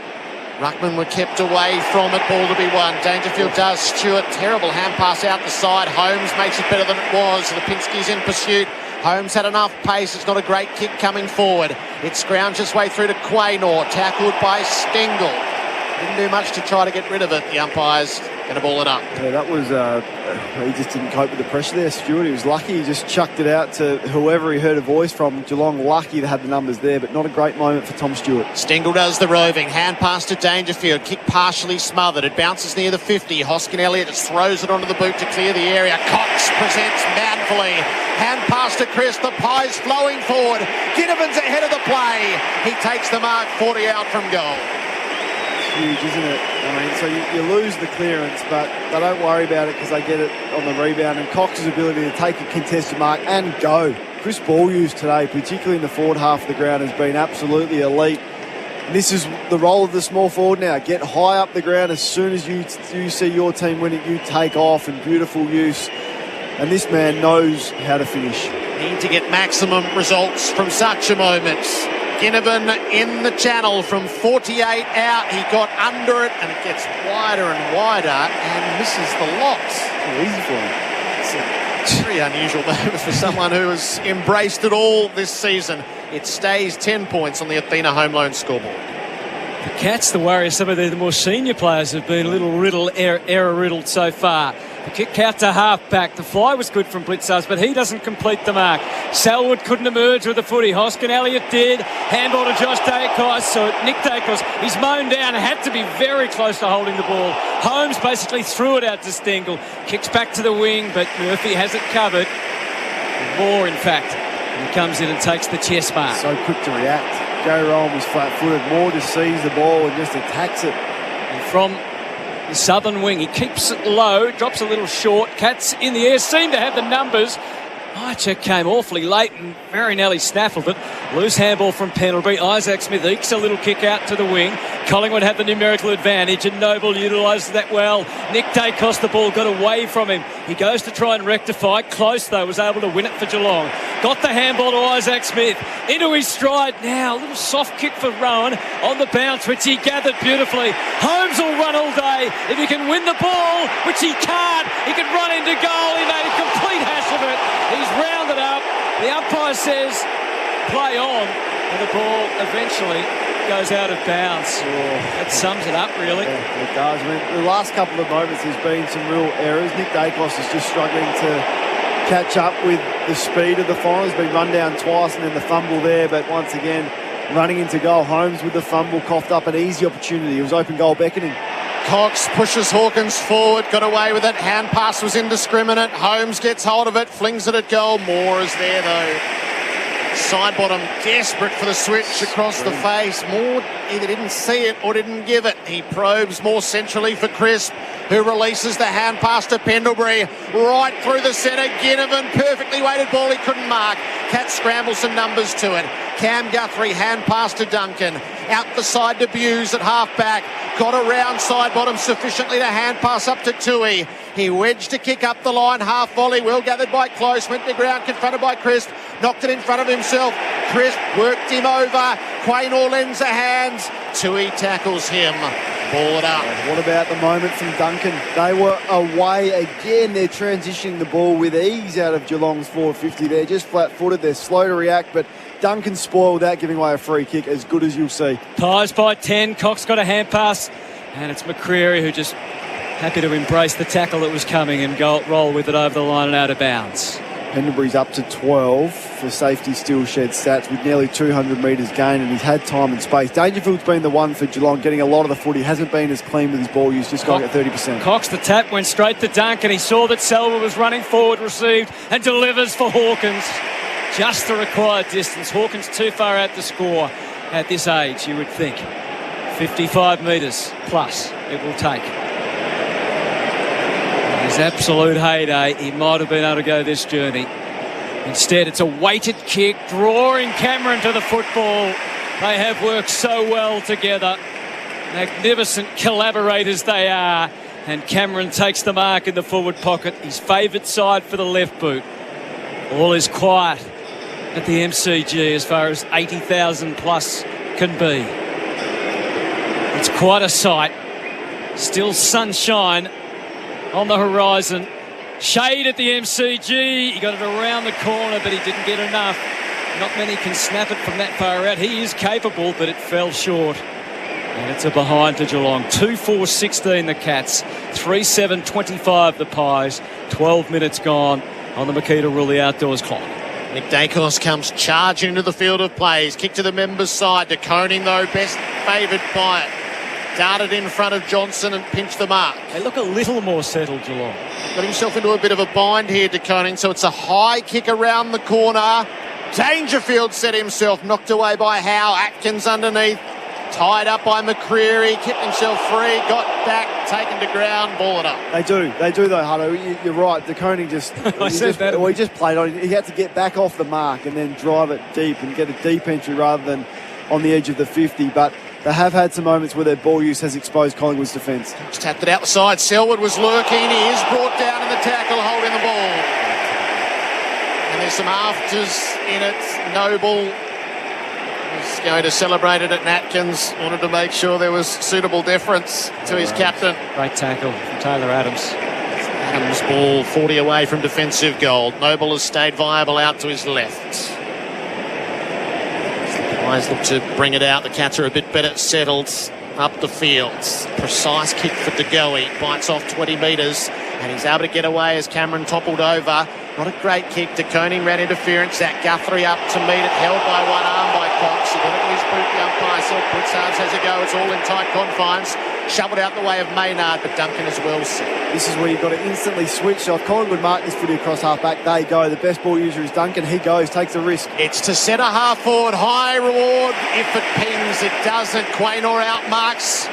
Rowan kicks out the far side. Lipinski up to meet it. Hoskin Elliott had a fumble. The moment might have passed. Cam Guthrie arrives. Sockers the Cats forward. Quaynor getting back. Cam Guthrie brings him down. Stern tackle. Ball it up.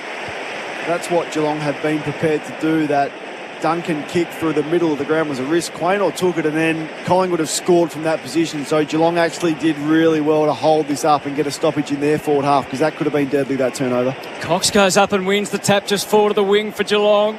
Backing back, run over almost Nick Dacos.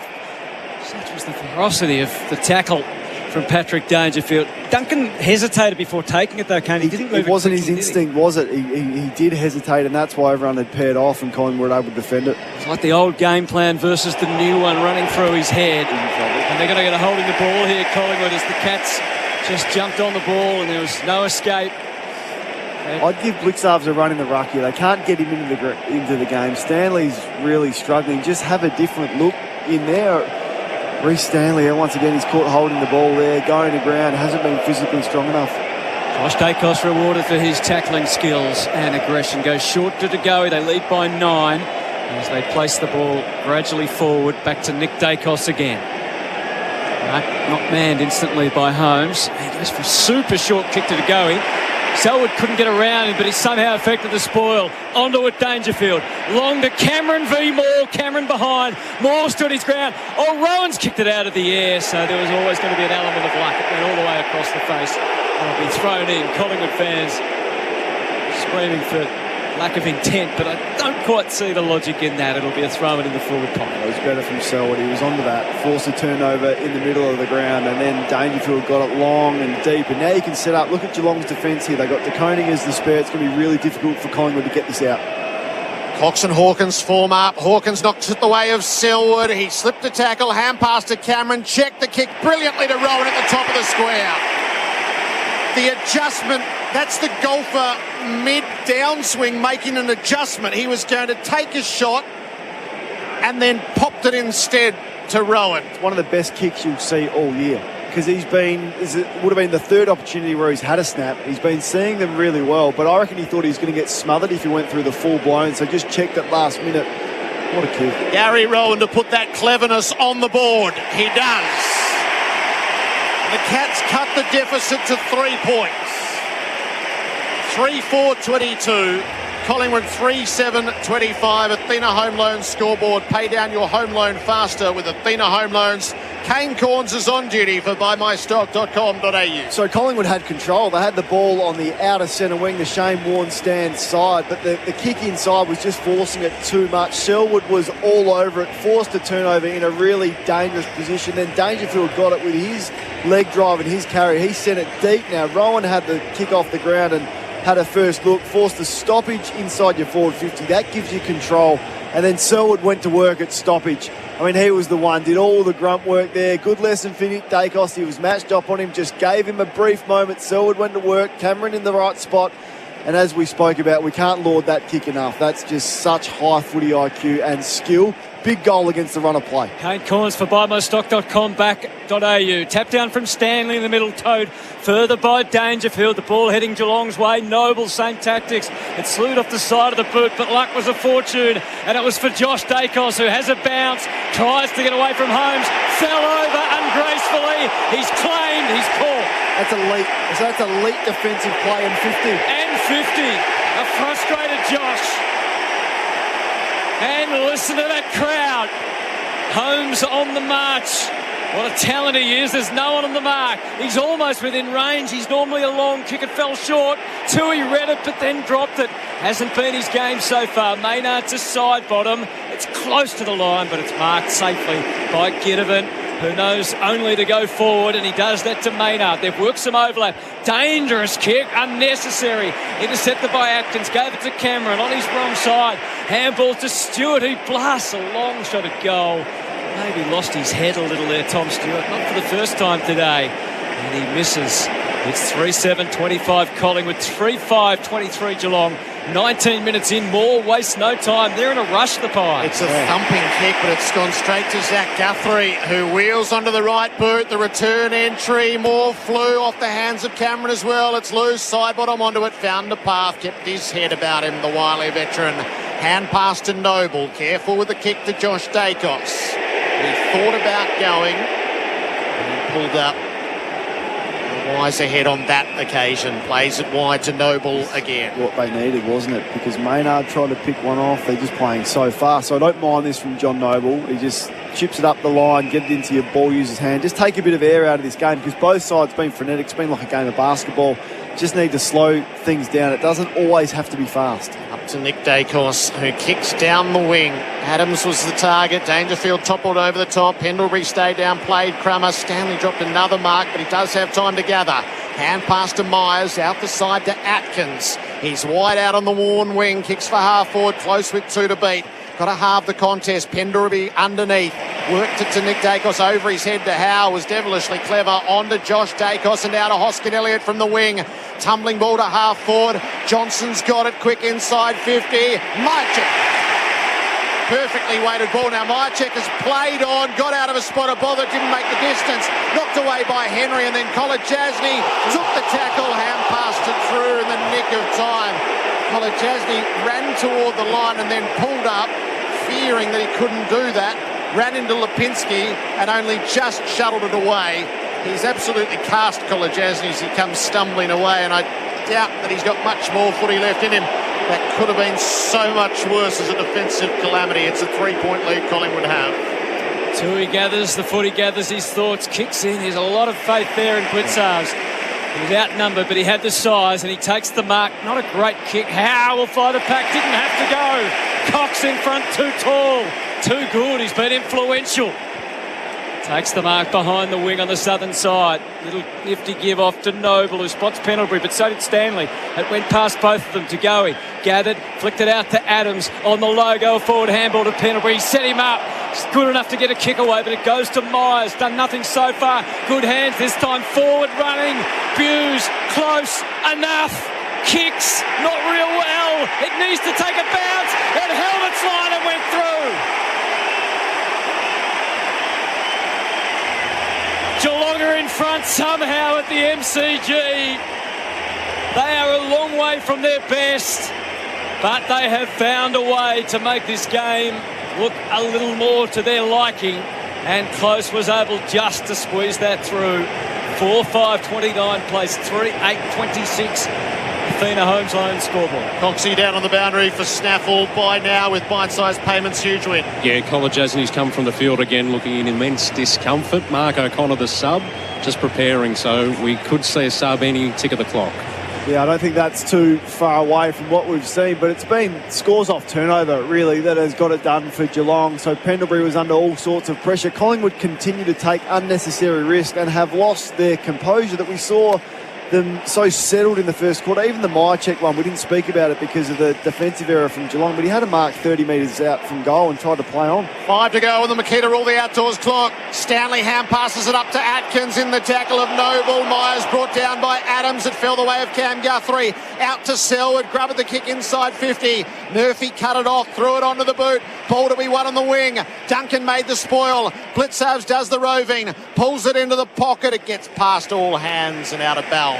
Yeah, and it's going to be a worry if Geelong start to get on top from the centre bounce. Atkins was awesome then, just winning a big contested footy in the middle of the ground, forcing it forward. Murphy, once again, he had more time than that. Uncontested in your defensive 50, just hacked it out, and then Geelong get the repeat entry and get the set up. 45 from Geelong's goal. Hawkins knocks it down. Cam Guthrie, unmarked at the stoppage, bends it from behind on the near side.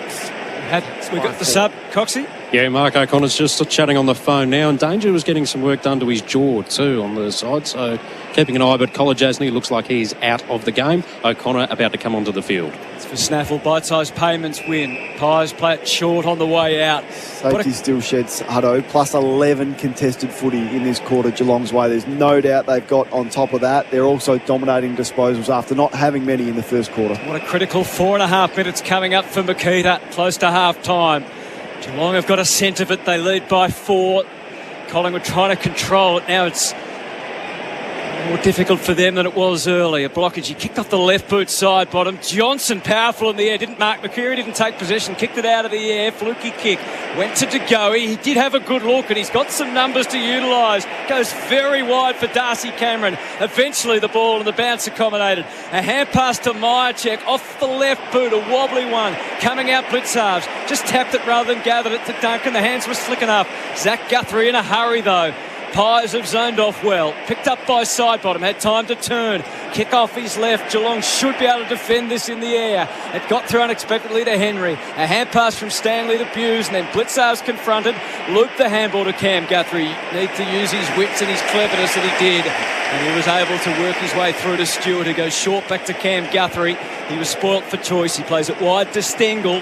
It's a slow play for now. And that's the way it stays. 4-6-30 Geelong, 3-8-26 Collingwood. Stengel down the line, but Darcy Cameron anticipated beautifully, cuts across and takes the mark for the Pies. Athena Home Loans scoreboards. 3-0 in this term, 3 minutes to play in it. Cameron kicks to the contest at half-forward. The Cats are totally unmarked. Either De Koning or Stewart. Stewart grounded right of way as the senior. They do lack that when Mason Cox isn't there. I mean, who's the big target down the line that you've got? Full of smalls, whereas up the other end, he's going to kick it straight to Hawkins and Cameron. It's a mongrel of a kick. It fell in short, and Cam Guthrie, it landed in his hands. Murphy's the spare, but they have worked their way through this and made good decisions much better in the second quarter than they did in the first. Board to De Koning, edge of the centre square. What's he thinking? He's got runners on the near side. He uses Zach Guthrie and now to O'Connor, his first moment in the match.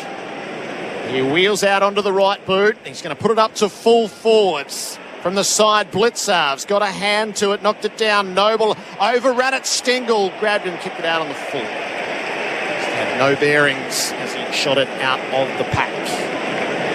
So clever. Stengel so dangerous. It's been the Cats. It's just basically been reverse of the first quarter in a way. It has been. And Collingwood have just lost that little bit of composure coming across half-back, and Geelong dominating time in forward half.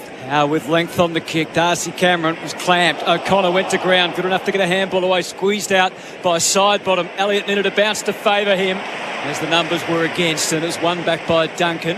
Off to De Koning, came off the instep, scrubby old ball. Good determination from both. Zach Guthrie's playing the game of his life. He got clear, kicked it into the pocket, but only as far as the leaping Moore, who's quick to his feet. Got a handball away, it was a little too hurried. Cleaned up by Crisp, and then Noble was beheaded. No whistle.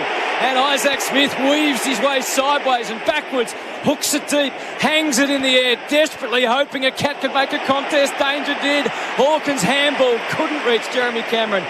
On the line, side bottom knows what to do. He rushes it through for a behind. And Geelong 4-7-31, Collingwood 3-8-26 now. Athena Home Loans. Been awesome sweating on that turnover. Duncan's had some big moments, but Moore just marked it and took off. That's what they've played all year, so no surprise they're doing it. But Geelong turning the footy over in this second quarter at will. And Isaac Smith really smart with his ball use, not just to blaze away. They're making good decisions, Geelong. Nick Dacos into Moore, flares it out the members' side for Sidebottom, who definitely stepped to play on and was called to do so. Up to Noble, close to the boundary for McCreary. Hand passed over the top to Adams. This is a promising build-up for the Pies. Brings it inboard to Cameron and now to McCreary. The kick up to full forward will work. Oh, Hoskin Elliott dropped a mark that he had to take. He's wrapped up by Henry and the moment passes. Was unopposed in the air. No, Henry had stopped, Jared. You called it really well. He just had an uncontested mark. Few saying that it should have been a free kick, but just dropped the sitter. Ball up 35 metres out from goal. Collingwood in the last minute of this second quarter, pressing hard. How good a goal would be for Collingwood now to take the lead. They've had to defend grimly in this second term. Thrown up, grabbed out of the ruck by Stanley, immediately stripped of it. Loose ball. Lands with Duncan, and he can get a clearing kick, but he put it on the chest of Sidebottom, who could easily have marked. Didn't realise there was no pressure. Mistakes can come from a rookie or from a man who's played over 250 games. That's what finals will do. And it's over the line and out of bounds. Yeah, what a big 40 seconds. Collingwood probably the only ones that can score from here. Oh, and at half forward, and it does come Sidebottom's way. A hand pass to Quaino, who could launch. He does better than that. He guides it to Hoskin Elliott, who didn't miss this one. He takes the mark 40 metres out from goal. About 15 metres or 20 metres further out than he would have been if he'd marked the one about a minute ago. Yeah. The siren will sound just about on the kick, you'd think here. Sidebottom so smart with where he steps up, he sets up at that stoppage. You need a Geelong half forward to come and man him up because he makes good decisions to Quaino, to Hoskin Elliott. Huge kick. It's a big kick. Collingwood fans are praying, and those prayers are answered. Collingwood in front at half-time. It's a low-scoring, physical, confrontational final. Both sides have made errors under the pressure, but at half-time it is 4-8-32 to 4-7-31. The Cats had the jitters in the first quarter. Collingwood didn't capitalise. Geelong hit the front in the second, but it's the Pies by 1 point. Kane Corns for buymystock.com.au. What a game of footy. A lot of mistakes, a lot of errors. That's what you get in finals football when the intensity and the speed of the game steps up. You felt like Collingwood just lost the composure a little bit. They started the quarter well, but couldn't do the damage on the scoreboard. Then Geelong hit back and they continually turned the footy over, which is what they've done so well all year. Who can call it from here? You feel like Geelong can compose themselves at half-time and just get them to switch on more so than they started this game. But Collingwood, as have been all year, will continue to come, continue to take risks, and that's what we've loved about their season. That's what we've loved about them today. Yes, it was a big late goal, wasn't it, from Hoskin Elliott? 4 individual goal kickers for each team. Close, Cameron, Hawkins and Rowan. Hoskin Elliott, Lipinski, Myercheck and Dacos at the half. We will take a break on AFL Nation. It's all for Maccas. Download the Maccas app and get in the game today. First it was Collingwood running hot for Ream, over 80 years manufacturing in Australia, and then Geelong. There's been plenty of clangers, and of course who covers clangers? Amy does. It's the Pies by 1 in the qualifying final at the G. That quarter on AFL Nation was for Athena Home Loans. Pay down your home loan faster with Athena Home Loans.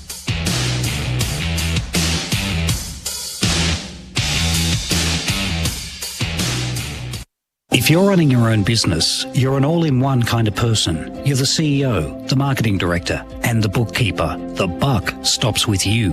Makes sense then that you should use a payment solution that helps make getting paid easier. Easy Debit is the all-in-one payment solution. Whether it's direct debit for recurring or subscription payments, BPay for invoicing, FPOS, phone or online payments. When it comes to dollars, it just makes sense. Easy Debit. Payments done in one. Search EZI Debit today. Get the power of safer tyres before you go on holidays. A road safety message from Tyre Power. Having out-of-balance tyres causes uneven tread wear and an uncomfortable ride. You'll also cop excess wear on your suspension and other parts of your vehicle. If you experience severe vibration while driving, especially highway speeds, get your tyres dynamically balanced at your local Tyre Power store straight away. Get the power of expert advice. Get the power of Australia's biggest independent. Tyre Power. It's the power! For those that love crisp, clean, uncomplicated refreshment, look no further than CBCO Draft. Australian-owned, Australian-made, CBCO Brewing have been crafting beer for Australian tastes since 2004. Their draft, brewed here in Victoria, is classic Aussie beer at its easy drinking best, perfect for footy finals. Now on tap at the Empress Hotel, 714 Nicholson Street, Fitzroy North. Enjoy $6 pots and $12 pints of CBCO Draft until Sunday, September 11th. CBCO Draft. Crisp, clean, uncomplicated refreshment. 18 plus only. Please drink responsibly. If you're thinking about getting into boating, make sure you visit JV Marine World, Melbourne's home of Quintrex boats. We have the largest range of Quintrex boat packages on display in Melbourne, all powered by class-leading Mercury 4-stroke outboards. From small tinnies right through to runabouts, bow riders, console boats, cabin boats and large offshore fishing packages. To see why Quintrex is Australia's #1 selling aluminium boat brand, visit 878 Springvale Road, Braeside or jvmarine.com.au. For that refreshment when heading out to watch the footy, or when seeking warmth on a cold winter's morning, the new Dometic drinkware range goes with you anywhere. Dometic's new drinkware can be used for hot and cold drinks. There's large model thermo bottles, new mug and beverage coolers, all with interchangeable lids to suit your needs. Dometic has you covered with their new drinkware range. Fuel your adventure with Dometic drinkware. Available at leading outdoor retailers and dometic.com. Hi, Sean Wallace, founder of the Good Bloke Society. I can't wait to host the 2022 Dexian Victoria Grand Final Week Footy Lunch, Thursday, September 22nd. This year's lunch will be a celebration of the 1990 Grand Final with special guests Peter Dacos, Tony Shaw, Simon Madden and Terry Danaher. Let's celebrate Grand Final Week in style at the Dexian Victoria Grand Final Week Footy Lunch. Good Bloke Society. Business, social, wellness. Visit goodblokesociety.com.au. This October, the bikes are back. Leave the car keys behind, jump on board a coach and be there to witness history as MotoGP returns to Phillip Island.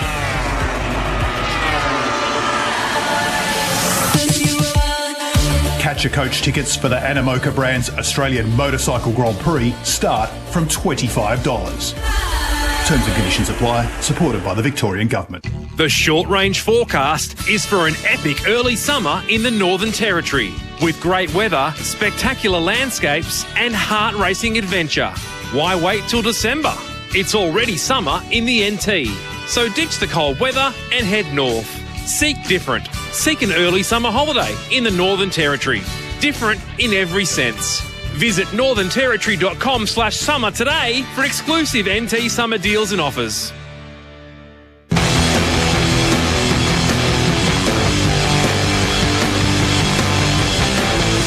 You're listening to the 2022 Premiership season on AFL Nation for Beaumont Tiles. Hybrid flooring in store now. Maccas, I'm loving it moments. Download the My Maccas app and get in the game today.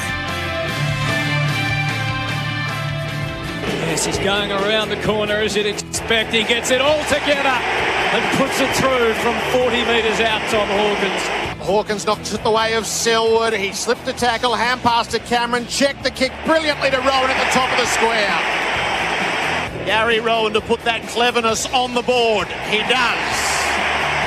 Good hands this time, forward running. Buse, close enough. Kicks, not real well. It needs to take a bounce. And Helmet's line and went through. Huge kick. It's a big kick. Collingwood fans are praying, and those prayers are answered. I'm loving it moments for Maccas. Download the My Maccas app and get in the game today. It's halftime at the MCG. And goals are hard to come by in this qualifying final between Collingwood, who are 4-8-32, and Geelong, who are 4-7-31. It's time for the Halftime Floor Show. With thanks to Choices Flooring, see your floor change in an instant with Room View. The Choices Flooring Halftime Floor Show. See your floor change in an instant with Room View. Kane Corns and Anthony Hudson with you during the halftime break. Close, Cameron, Hawkins and Rowan. Hoskin, Elliott, Lipinski, Myercheck and Dacos are the individual goal kickers on the ground so far at half-time. As we work our way through the categories before we get some of your overall thoughts on this game. Kane, and the stats wrap for safety steel sheds designed to save, built to last. We can look at some of the individuals, but the uncontested numbers and the difference between the first and the second quarter were quite significant. Yeah, there's no doubt about that. It was sort of flipped on itself. Collingwood dominated the uncontested possession in the first quarter of the game, so they were plus 29 in disposals. Contested possession was even in the first quarter, and then it flipped. So not only did Geelong dominate possession, but they dominated the contest. So it was 42-24 contested possessions in that quarter, and Geelong were able to turn the footy over and go back and score from that. Not as heavily as they would have liked. They did have 15 entries to 11, and a lot of that was off the back of Collingwood's turnovers. Collingwood just keep coming, though, don't they? They're not deterred by anything. They're not deterred by any mistakes, or if they turn one over and it goes back and Geelong score, like happened with that close goal, they'll continually keep coming, and that's been the strength of that group this year, and they do hang in there. That was a really important goal that you called home for Hoskin Elliott on the siren of half-time to give them a slight advantage, the smallest of advantages of half-time. And just going back through Geelong's first half scoring record in finals. So a lot's been made about their win-loss and 2-6 and all of that, but the highest half-time score they've had is just 47 points. That was in 2013. They've had a lot of recent finals where they've been low-scoring. 2019, qualifying final, 28 points. 2020, it was just 25 points against Port Adelaide. 2021, just 26 points against Port Adelaide. And today, just 31 points. So they have struggled to score in the first half of qualifying finals, and who would have thought that was going to be their issue again today? Yeah, I guess the good news from a Geelong point of view is they are only 1 point behind individually. Noble and Pendlebury with 16 to go with 14. Dacos, Nick with 14, Josh with 13, and Darcy Moore with 13. So Collingwood have the highest six possession winners on the ground. So just on that, that's the highest one. So some of the names that have not hardly touched the footy at all. So Tui's had 2, one of their prime movers. We look at Blixarves, the All-Australian, he's had 4. Tom Hawkins has just had 4 and the 1 goal. Henry 4, Myers 4. So there's a lot of room. Atkins is a prolific midfielder at times this year, just 7 disposals, not good enough for a full-time on-baller, and we've spoken about Reece Stanley throughout the call, how out of sync he has been with his performance so far. So if you're Geelong, you're going, well, we couldn't play much worse, really. Like, I don't reckon, I'm looking at, they could not have played much worse. Yep. And you're 1 point down. That would give you a fair amount of confidence, albeit you still have to turn it around. You do indeed. Hanger of the day. Can we find one for hangmytv.com.au because that's what they do? Hasn't been a great day for high marking. What about Brad Close early in the first quarter on the outer wing? Just an unexpected, big pack contested mark. So let's give it to him. But it hasn't been a day for the high flyers. It's close, but I'm overruling you. I'm not sure we're going to award it for that. Right. Player of the day so far, with thanks to Henley Homes. Henley Completed Homes, now selling in Mickleham and Clyde North. Go to henley.com.au. Yeah, I don't think there's been a standout player on the ground. Like, there hasn't been a far and away best player on the ground. I'm glad you think that, because I was sitting here wondering who was the player of the day. So you mentioned all the Collingwood numbers, and they've had some good players, but, you know, DeGoey was really important in the first quarter. He had 4 clearances, but didn't have a clearance in the second quarter, and he seems to be handballing the ball more than kicking it and hasn't hit the scoreboard. So Dacos boys have had a lot of the footy, but have made some errors. Darcy Moore's been pretty good. He's had Tom Hawkins for the majority of it and has definitely got the points in that matchup. And for Geelong, I think Jeremy Cameron's having a good game through not as much supply as he would have liked, but it's been ground level stuff, not on the lead. And then Zach Guthrie's been just outstanding. So for me, it's probably Zach Guthrie. But, yeah, Geelong have a lot of players that have been underwhelming in the first half. Yeah, Mitch Duncan started to have an influence in that second quarter as well. Unmissable moments for Drinkwise. You won't miss a moment if you drink wise. Yeah, you might overrule me on this because it wasn't anything for the highlights reel, but the passage Jared called sort of halfway through the first quarter, there was about 25 contests in a row. There was hardly any kicks. If there was, they were sort of 5-metre grubbers. It was just follow-up, tackle, contest, tackle. Who's going to win it? I don't know. He's going to win it. Get a hand in, get a foot in, get a glove on, drag them to ground. It was great finals footy. And if you want to encapsulate what finals footy is about, just go back and watch that 1 minute of play in the first quarter. Yeah, definitely not going to overrule you on that. That's for Drinkwise. Choose to drink wise. What about an MEGT Rookie of the Day, your local apprenticeship experts? Obviously, not a lot of players qualify for this. My man, Ginnivan, qualifies. Hasn't been his best day, just 5 touches. He's a low possession player, but usually makes you pay. Had 1 shot, but missed, so won't give it to him. And Sam DeConey's been okay. Hasn't been his best game, but if you're going to give it to anyone, I'd probably give it to him. Okay, MEGT, supporting employers and apprentices for 40 years. Call 13MEGT. Round the grounds for Kangan Institute. Our heroes are made at Kangan Institute. Kangan.edu.au, RTO 377. And it's a $3,000 fine to James Harms, was the reading from the incident from last night at the MCG. So it could have been a lot worse. It's free to play. Yeah, probably the right call, I reckon. And the other one, just footy news related, is Tim Taranto. The Giants are accepting, according to reports, that he's joining Richmond on a 7-year contract. You heard that right, 7 years for a reported $750,000 per season. So Richmond all in on Tim Taranto to replace some of their ageing midfielders. And you could say that again. Coaching move of the day for TC Boxes, home for trays, canopies and toolboxes. I don't know if you've got a positive one, but I think the most significant was Dangerfield and Selwood starting on the bench at the start of the game. Yeah, I had that written down as that one. Just surprising, really. And let's see if... Both of them. Both of them, and to start the second quarter as well. And it wasn't just for 2 minutes, get them on. It was for 8 minutes, certainly in the first quarter. Now, they may be thinking, well, this is perfect. We've got an even contest at half-time, and we've got 2 of our better players that are fresh that we can absolutely unleash into the second half. That may be the case. I'll be interested to see whether they start there in the third quarter. But that was just a surprising one. I don't know if they're... Well, I do. I think they're trying to be too cute because the centre bounce clearances, the first 5 of them all went Collingwood's way.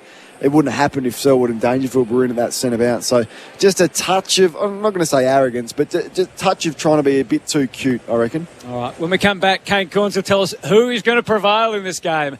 It's Collingwood by 1. We're up in the Coates commentary box. Coates equipped for anything. It's a cool afternoon. If you're around about here and you've got some jackets to sell, I reckon you'd make an absolute fortune. It's freezing. It's a fine night, and it's a glorious sight at the MCG. And that has been our halftime floor show. The best is still to come. It's all with thanks to Choices Flooring. It's the Pies by 1. A sports news update for Rolled. Eat good with Rolled. It's fast, fresh Vietnamese. I'm Victoria Raptis with your sports update for Rolled. Sydney coach John Longmire says his side showed its evenness in its 22-point victory over Melbourne. We think we've got some good players, but it's just not about that. And it's about it's about being even and everyone contributing. And in the NRL, Matt Burton's clutch play ensured the Bulldogs a 21-20 win against the Sea Eagles, and the Roosters secured a home advantage for next weekend's final, overcoming the Rabbitohs 26-16. Cameron Smith has made an eventful start to his live golf career, posting a 6-under 64 to sit one behind the lead. And Aussie Oscar Piastri has confirmed he'll race for McLaren in the Formula One next season. A sports news update for Rolled. Fast, fresh Vietnamese.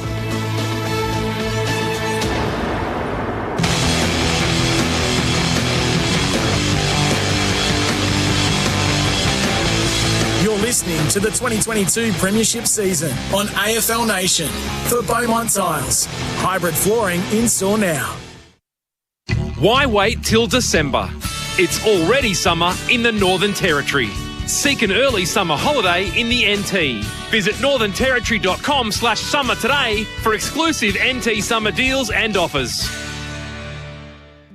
If you've been injured at work, you should seek legal advice. Arnold, Thomas & Becker can advise on all your compensation entitlements, which could be in the hundreds of thousands. The team have over 50 years' experience in securing compensation for injured workers. Talk directly to an Arnold, Thomas & Becker lawyer and start your claim today. And if there's no win, there's no fee. Call 1300 333 300. If there was a trophy for passionate auto stores, Auto One would have won one. And if there was an award for cheerful expert advice, Auto One would have won one of those ones too. Because although we're not Australia's #1 auto store in terms of size, Auto One wants to be #1 for the one person that really matters, you. So, if you're after an auto store that goes the extra mile for its customers, Auto One's the one. Love to see new places? With over 600 locations, you can grow your career and earn whilst you discover Australia with ESS. They work everywhere, from Kalgoorlie to Darwin, from Melbourne to Cairns. Want to see everywhere? Take the journey with ESS. ESS have a range of career opportunities from chefs to cooks and cleaners. They're sure to have something to fit your lifestyle and help you work everywhere. No qualifications or experience? No problem. We'll find a position for you. ESS. Start today. Apply now at essjobs.com.au. Anaconda's Father's Day sale is on now. Get in quick for huge savings on camping gear, bikes, kayaks, fishing gear, clothing, footwear and more. Some exclusions apply. Up to 50% off Father's Day sale on now. Anaconda! Are you the fan who wishes footy was like it was in the old days? All the biff, the brawn, the head-high tackles, minus the ref's whistle. You are the traditional fan. And when you're at Schnitz, you're ordering the classic schnitzel recipe like original schnitzel and chips. A pan-cooked golden schnitzel with those seasoned crispy chips you can only find at Schnitz. You've got that winning taste now, right? Schnitz. Handcrafted schnitzels, made fresh, made just for you. Schnitz it your way this season. Sustained performance in footy is more than just one great game. It's about playing consistently, game after game, season after season. Host Plus delivers strong performance over the long term, with top returns over 20 years. A top-performing super fund over the long term, that's a plus. Super Ratings SR50 Balanced Index, December 2021. General advice only. Consider the relevant Host Plus PDS at TMD at hostplus.com.au before deciding if Host Plus is appropriate for you. Past performance is not a reliable indicator of future performance. Search, compare Host Plus today. Keep your eyes closed. Almost there. And open them. You've taken me to a Chemist Warehouse. Yep, for the footy finals half-price vitamin sale. Knew you'd love it. Get half price on big brand vitamins, including Swiss, Synovus, Bioglan, Nature's Way, Blackmore's, Lifespace, Nature's Own, Go Healthy, and more. Sale excludes bulk sizes. Chemist Warehouse. Great savings every day. Indian Motorcycle challenge themselves every day to live up to the passion and trailblazing spirit of their founders by pushing themselves to be the driving force in what's next, with a commitment that defines American craftsmanship and produces the most beautiful motorcycles, recognised around the world. History remembers the game changers. Make the first move. Visit your nearest dealer today. Indian Motorcycle, America's first motorcycle company since 1901.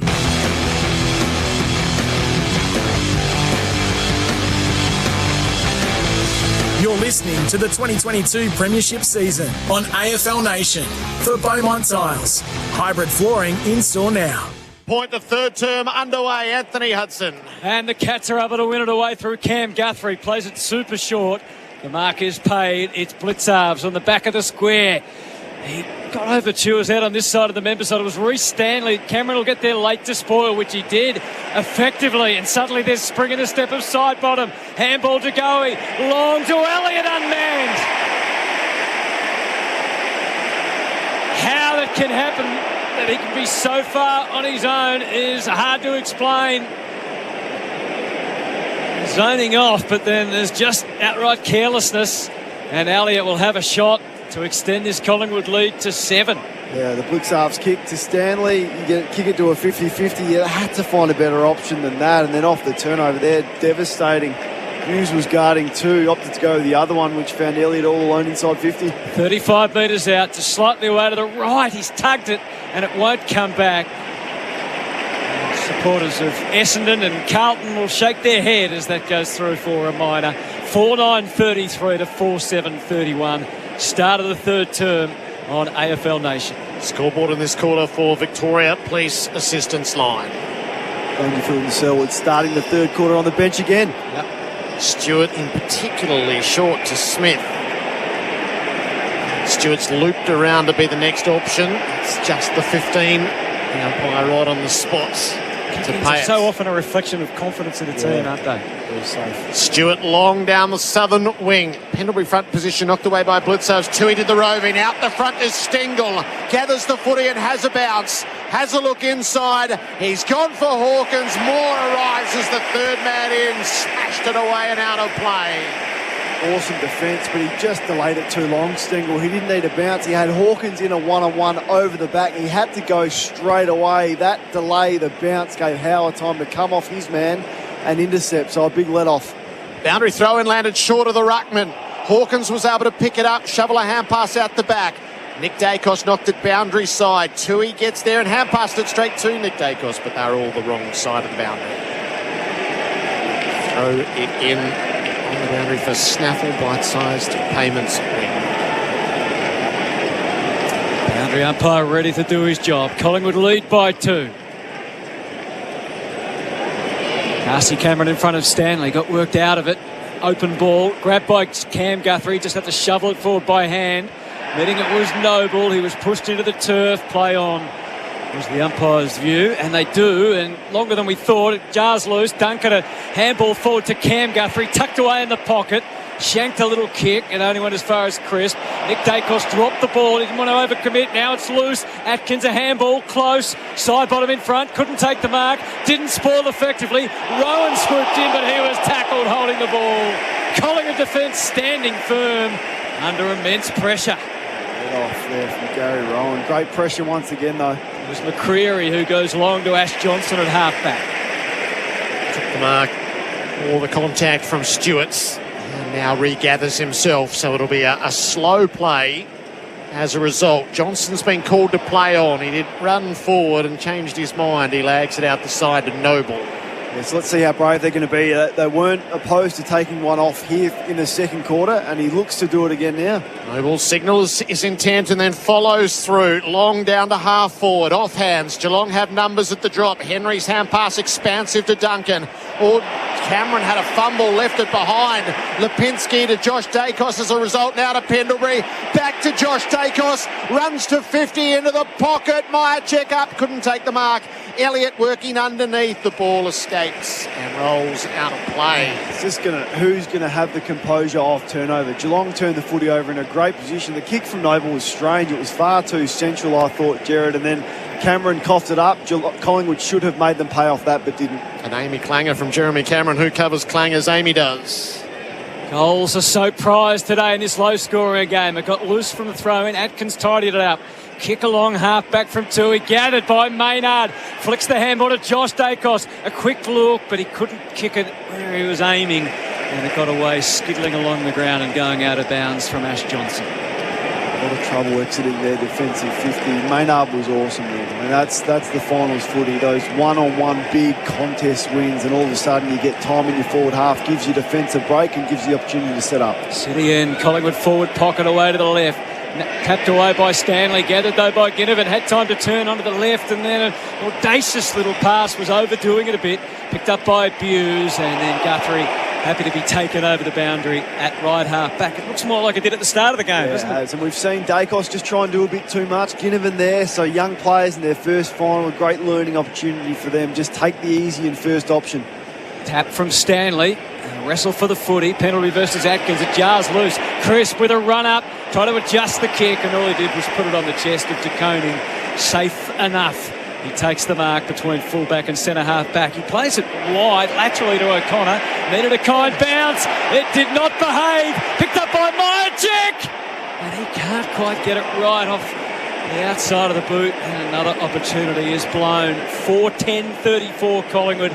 4:7:31, 6 minutes in this third term Victoria Police Assistance line. The Koning intercept mark, you've got to go. There's no point playing slow and wide. That just plays into the opposition hands. Geelong have had so much success playing faster all year off the turnover. Had to go.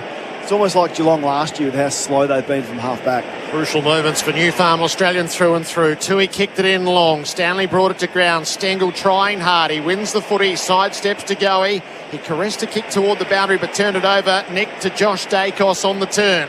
Josh puts it onto his left boot. Floats it up into the pocket. Johnson and Elliott both flew the pack.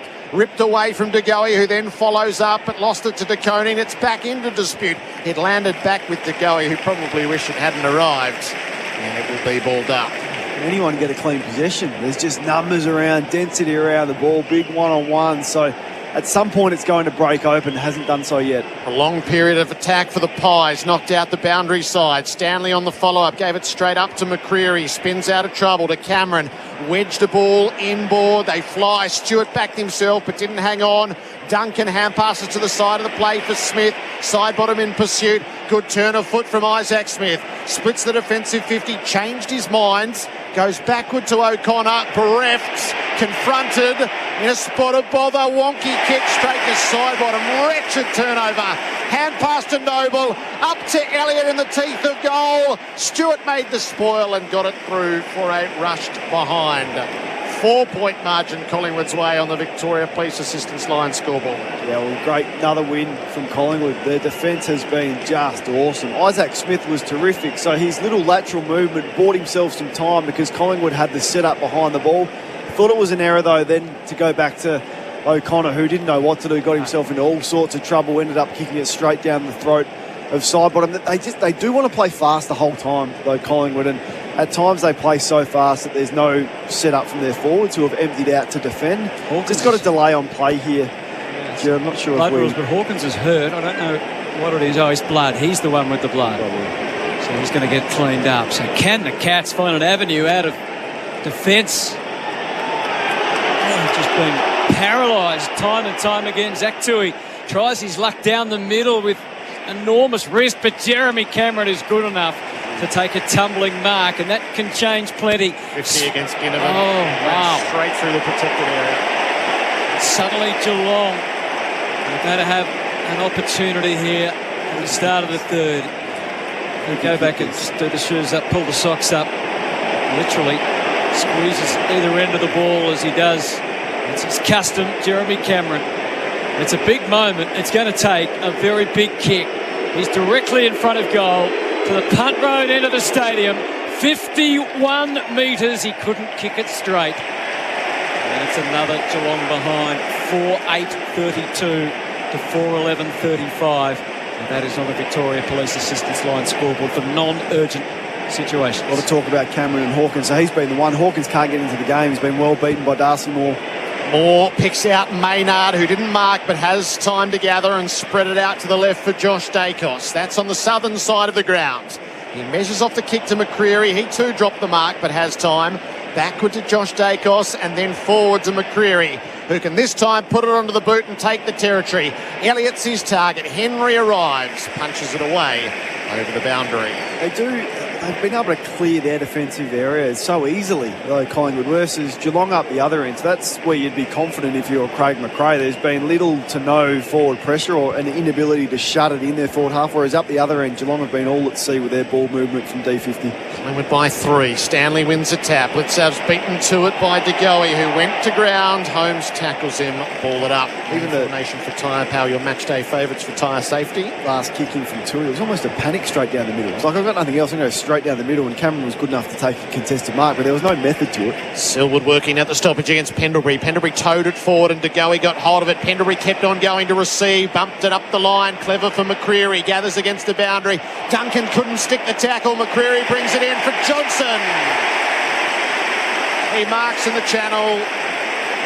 The missed tackle of Mitch Duncan will be the source of some laments. Yep, and the importance of those bigger bodies around the stoppage. De Goey, he wins the first possession, handball over his head, Pendlebury underground handball, and then the broken tackle, and those big bodies in final. So you saw it.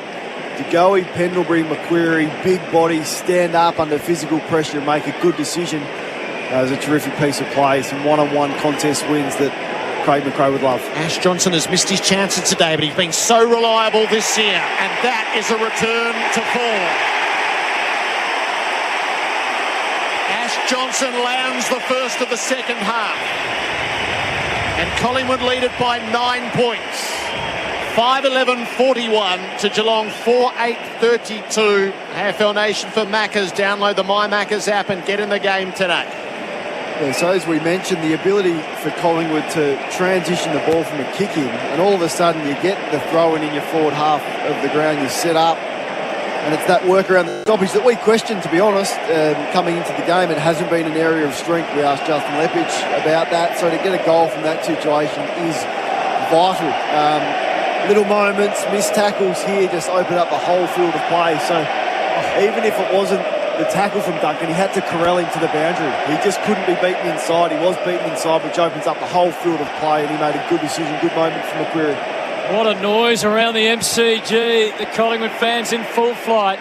Dangerfield has 3 pies to beat. He burst them through, and he forced the handball to Selwood. Off the side of the square, Myers is running hard. Marks at half forward. A couple of bounces, and in his style, he tries to hit up Rowan. Duncan cut across, neither could mark. Access for the sliding Collingwood defence. It's flicked out to Rowan. He gives to Duncan. Left foot snap is forced right across the face and through for a behind. And Isaac Smith just hailing a taxi to his left and would have been the left footer, but Dangerfield, awesome. Dangerfield and Selwood in the middle of the ground. I don't know what is going on, why they continually start on the bench. We've got another hold up in play here with the blood rule this time, Kane. Yeah, another blood rule. So let's just take a moment, but that was good stuff from the centre bounce. They love him. They get around Braden Maynard. The Collingwood fans will cheer him. You can listen. He's one of their favourites. What a season he's had, the All-Australian back pocket. The crowd is such a factor now, isn't it? It's probably, 70-30 Collingwood's way. That's how it feels right now. The Collingwood crowd knows that it's a factor in the environment for their team as well. 8-point margin in Collingwood's favour. There's 12 minutes to go on the Makita clock in the third term. Noble brings it in long. Cox rose. He didn't mark, but Cameron did in the pack. No, not paid. Stewart brings it away as a result. Kicks the Cats to full forward. Beautiful intercept marked by Moore. Such a gracious sight in the air. It's a Hang My TV mark of the day. Off to Nick Dacos, drives the defensive area. O'Connor was in front. They brought it to ground, brushed to tackle. Hand pass to Smith. Caught the moment that he got it. Brought to ground, ball it up. Moore's sharp right from the start today. He's probably been the best player on the ground for me. 6 intercept marks he's taken. He's got a hold of Tom Hawkins today. That was the best of them. Out of the ruck, Hawkins shoveled it out the side for Cameron, and Tui up to full forward. Close, almost. Quaynor jarred it away. Pendlebury's job to bring it off the last line. Hand pass to Murphy. Not much of a kick on the way out. Jeremy Cameron's going to take it. 60 out from goal. He wheels inboard, like the look of Duncan, and found him. Right in the channel. What a bullet. He was going to go long. It's the second time today he's just pulled the kick late. That was a bullet. That was in and around 5 Collingwood defenders who probably all, just for a fraction of a second, thought he was going to go long, and then he's just dropped the eyes, and it got there that quickly that the 5 Collingwood players in and around weren't able to intercept that ball. But He's been big today, Jeremy Cameron, despite a couple of misses in front of goal. But Duncan just missed moments ago. This is a big kick. He's balled up in the forward line. Mitch Duncan, 35 out, straight in front, straight through the middle. The Cats with the answer to keep it tight. 2 points tight. 5-9-39, chasing Collingwood 5-11-41. Victoria Police Assistance Line scoreboard for non-urgent situations. Kane Corns is on duty for buymystock.com.au. So that's where you feel like Geelong have the ability to get a hold of them off the turnover. So, but when they've been switched on, they've been able to do that. But it's a matter of metres. If you are a metre off, Collingwood will make you pay from the defensive transition, as we've seen from times. If Geelong can switch on and it starts with their key players, not going to be the biggest day for Hawkins, not going to be the biggest for Selwood. Cameron's having an influence, but they got to switch on defensively like they did then. Turn the footy over in your front half, intercept mark, go back and score. Great finish from Duncan, his 177th career goal. Stanley jumping up and down on the spot. He's ready to do battle with Cox. He got high enough, though. Cox whacked it away in the end. Loose ball off the ground, soccer by Nick Dacos. Who else too? His brother Josh had a bit of a trouble getting hold of the footy. Had to soccer it forward. Gathered by two. He's got the fumbles today. Good enough to get a handball to Selwood, but he had no way out. Josh Dacos off to Goey. Had a glance, kicked it long, and Zach Guthrie couldn't hang on to the mark. Under pressure, Holmes. There's a free kick. There was interference. So he dropped the mark, but it was just a little bit crude from Johnson, who came in with the spoil that got the arm. Probably there. I reckon it was late. Zach Guthrie, the Cats in favourable positions on the outer half-back flank. He found the skipper, instant give to Henry, and then back to Selwood in a bind, but decides to go short to get it to Isaac Smith. Spotted something he liked in the middle of the ground. Beautifully delivered to Cam Guthrie. Cats are building a more promising build-up. A lead-up back to Zach Guthrie. A long kick. Hawkins holds his ground, and Rowan was able to come out and take advantage of what Hawkins did.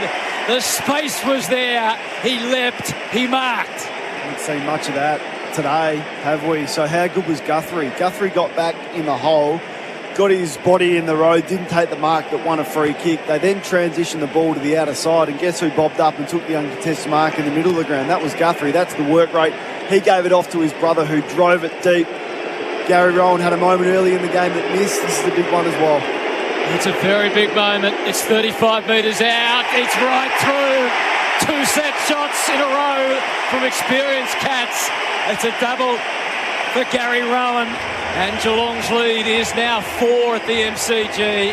6-9-45 to 5-11-41. And Tom Hawkins was big in that contest. He was just able to hold Darcy Moore down, stop him from leaping. Yeah, and we'll have another look at the replay as to who let Gary Rowan have the run-up. I got the feeling it's Mason Cox. You're going to let him with no body contact run and have a free rein, and it was Cox at the back of the contest, just flat-footed. Doesn't matter who you are, the ruckman expecting the kick to go longer, you can't let your opponent have a free run because they're strong, and it doesn't have to be Hawkins and Cameron. There's a lot of forward threats there for the Cats, but the thing I liked about it, their good players got involved. Selwood, Isaac Smith's kick in the middle of the ground to Guthrie. We've seen none of that today. And then it was fast ball movement, quick entry, one-on-one inside 50. Geelong will always make you pay. Back in the centre circle for Flight Centre. At the bounce, Dangerfield had it ripped from his grasp. Atkins got taken high by Cox. Clumsy tackle. Cats break forward now. Will Atkins didn't go as quickly as maybe he might have, but nobody stands the mark. So he takes the territory and pumps it in the Cameron Hawkins direction. Howe went up, but he dropped the mark. Crashing through was Duncan. Hand passed it forward, knocked on by Close. Hawkins over his head, cut off by Sidebottom. Slapped it onto the boots. Beautiful job by Hoskin Elliott. There were 3 Cats underneath it, looking to claim it.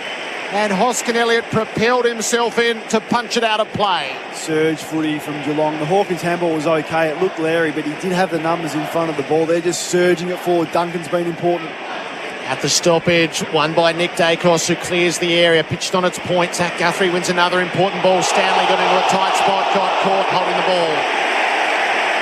Yeah, well, it'd be interesting when they win, if they win either way, Geelong, what selection call they make, because Stanley's had a poor day. Segler was left out of the side, and on merit, you think that was the wrong call today, but who would have thought Stanley could play this poorly? Myercheck kicks near the centre square, knocked away from Cox by O'Connor, who then follows up by winning the footy. Poked it to Dangerfield. He missed the hand pass to Stengel. Now he's got it, but he's drawn a crowd. Myercheck tumbled him off it. Dangerfield on the follow-up makes amends.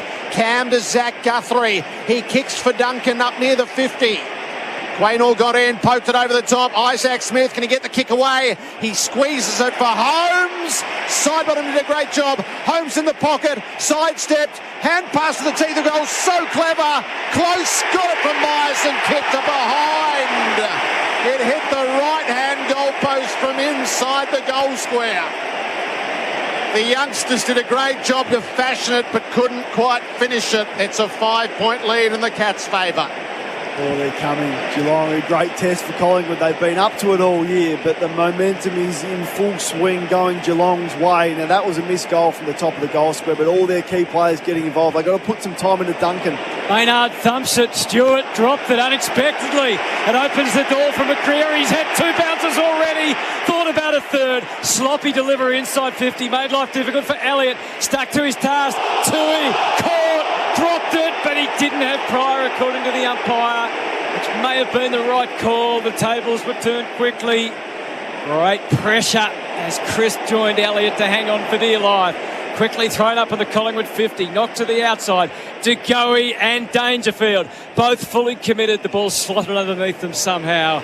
It'll be a ball up 45 metres out from goal. Victoria Police Assistance Line scoreboard. Geelong 46, Collingwood 41. Contested possessions have turned Geelong's favour enormously. Crisp up into the pocket. Elliott took the bouncing ball and then wore the contact from Tui over the boundary. It's a 109.75. So this quarter, 29-18 for safety still shed stats. No doubt Geelong have been good around the contest. Still sloppy though. Tom Stewart hasn't had his best day. Just made a meal of that intercept mark, which would have sent Geelong back their way, and McCreary made the most of it. Collingwood in attack. Cox to De Goey. Slapped it out the back to Chris. Put a sidestep on. Got a kick away. It's got a good line about it.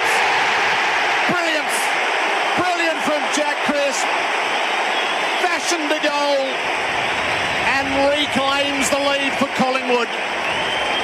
6-11-47 to Geelong 6-10-46. Just when it was needed at the 22-minute mark of the third term.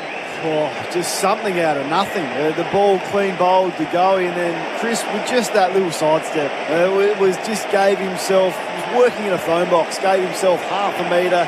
Left footers are so good at doing that against all the run of play when Geelong had it going their way. A moment of individual brilliance from a very good player who's been good again today, Jack Chris. Something out of nothing from not a noted goal kicker. That's what happens when you leave them all alone at the back of the stoppage. Tyson Stengel too slow to move up and man up on a dangerous player. Those little mistakes defensively cost you big time and are magnified in finals. It's a replay that'll warm some Collingwood hearts for Easy Debit. Join Easy Debit today. Yeah, Cats 6-6 infringement. Disorganised on the bench, and they give up the 6-6 assist. They had the warning earlier. And it's Darcy Cameron out of the middle. Collingwood lead by 1. It's a low kick into the 50. It's markable. McCreary almost didn't quite hang on long enough. Loose ball. McCreary goes for second helping, trying to fight through the tackle. He's caught holding the ball, and Atkins kept his head, didn't take the advantage. It's the sub, Mark O'Connor, who was the tackler. Terrific tackle. It was rugged stuff at half-back. That's what it's got to be. It's a brilliant final. Through the middle. Aggressive kick. Stanley and Darcy Cameron fought in the air. Underneath it's Howe, had it, lost it. Going again, Atkins, but they held on. The Howe, who was threatening to get away, and he's got the free. He's interesting. Oh, that could be 50. He didn't try and take it from Duncan, but it really wasn't returned to him on the full. They're out here. Umpire didn't buy it. Out wide. 2 Collingwood players could raffle. De Goey marked. Let's look at the kick. It's weighted for Johnson. Hands to it at the back. O'Connor zigged at the right moment and then got the handball to Stewart. He fired it to Zach Guthrie up against the boundary. Not a lot he can do. A hack kick. Dangerfield's hands were good, but he couldn't take the mark. Holmes an error handballing, trying to get it back to Duncan. He couldn't do so. Rounded up by Josh Dacos. Planer to the outside. Hoskin Elliott, a dart into the pockets. And Ash Johnson takes the mark. Beautiful kick inside from Hoskin Elliott. Couldn't have gone anywhere else. You called it beautifully, Hutto. It was a dart, because if it was even half a metre inside, they would have spoiled it. Now, it's a tough kick, but we've seen him kick goals from this pocket before. He starts about a metre behind the line. He's 35 metres out from goal. The members looking over his shoulder at the MCG. A young man, what a start to football he's had. And it's getting better and better.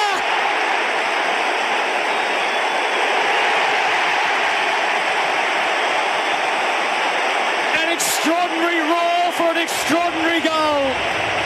Ash Johnson is living the dream. The MCG dream.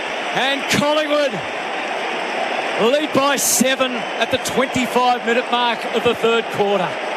The Ash Johnson pocket, he's definitely done that before. What a kick. He's got this awkward bend. It sort of goes out and then comes back in, and he loves it. So that's where the players go off on the interchange bench. That's where they have their extra shots from. That's gone straight through the middle. An incredible goal. A great celebration. The same one that he did last time from the same spot. Turnover there from Nick Dacos. Just got a hand in, made a good decision, and then Collingwood are away. The kick inside 50, which is one of the hardest skills in the game when there's so many numbers around from Hoskin Elliott, was elite. But running hot for Ream, it's been Josh Dacos. No doubt about that. He's had 9 disposals, 3 tackles in this quarter, the most on the ground from any team. Collingwood has answered the call and they lead by 7. Pendlebury received the tap, then got wrapped up by Atkins. Secondary ball up without hesitation. Cameron wins the tap. Selwood, though, rounds up the footy. He'll put the Cats inside 50. Hawkins was his target. Moore made the spoil. Ball to the back. Cameron and Howe grappled. Maynard arrived, kicked it out on the full. He didn't mean it to happen, but such was the momentum he had that when it touched his boot, it carried the line. Should have been Gary Rowan's kick. Yeah. Jeremy Cameron sprinted over. It was a brain fade from Jeremy Cameron for obvious reasons. He's a left footer. Gary Rowan would have been curling it with the right. And he didn't need to sprint and get this footy. It was clearly Gary Rowan's ball. So Jeremy Cameron in the gutter. Left forward pocket. He'll be 40 metres out from goal. Stays dead on line. Cameron caressed it for the most brilliant of answers. He knew what he was doing. And he went and celebrated with a Geelong crowd in the pockets. Is he a man for an occasion? 2 goals for Jeremy Cameron, and the margin is reduced to a point. The Cats 52, the Pies 53. The stakes are rising. Victoria Police Assistance Line scoreboard. I always knew he should have been the one to take the kick. It was an umpiring error, regardless of whether he was the right one. Gary Rowan was closest. So he's gone to the crowd and he says, let's hear it. This is game on. He's replicated this is everything you'd want in a final. What a moment from the full forward in the All-Australian team. What a season it has been from him. But it was an umpiring error, a mistake from Maynard, and 2 goals from the boundary line in the last 30 seconds. Darcy Cameron the tap and then found the ball, but he's lost it to Selwood. Cats with the entry. Standoff between Moore and Hawkins, and then spinning through Howe. Couldn't get clear. Geelong have forced a ball up 35 metres out from goal. Getting on top from the centre bounce clearance is Selwood going to work. Hawkins doing the ruck work. Ever dangerous. Tried to swing a boot at it. He missed. Adams put the head down and found a way out the back to Moore. Set up side bottom. Clever enough not to take possession, or he would have been tackled by Duncan. The 2 experienced wingmen go at it. Side bottom took it to safety. He found the route but got it to the boundary line.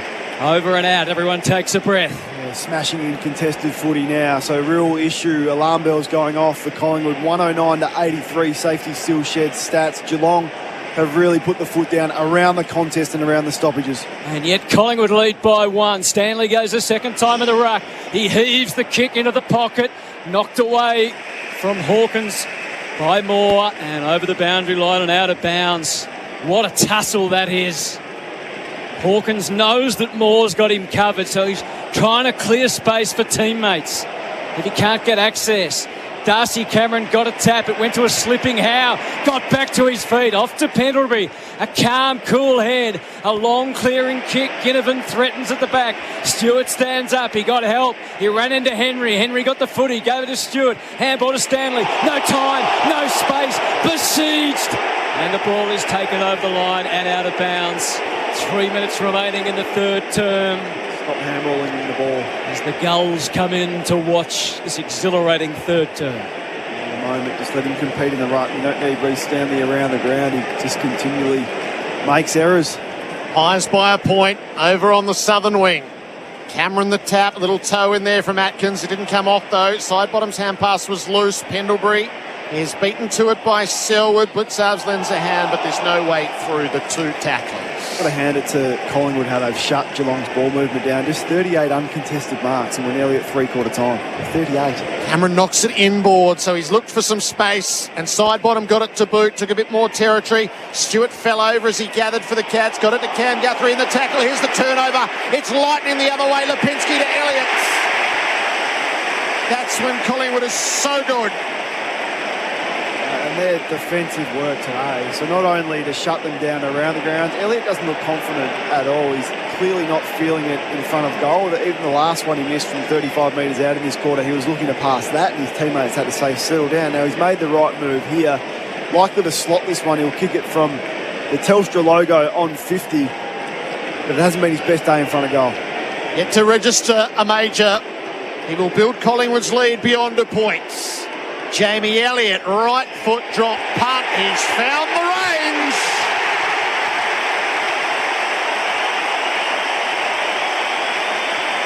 And he draws a familiar celebration. Collingwood lead by 7 again. 8-11-59 to Geelong, 7-10-52, 31st minute of this third term. What a tackle from De Goey, forced the turnover. Lipinski, just a good decision maker. He can't defend that, so he can't defend turnovers at full speed in the middle of the ground. It's what Collingwood have built their year off. Probably could have handballed it, Lipinski, but he didn't need to because Elliott was out.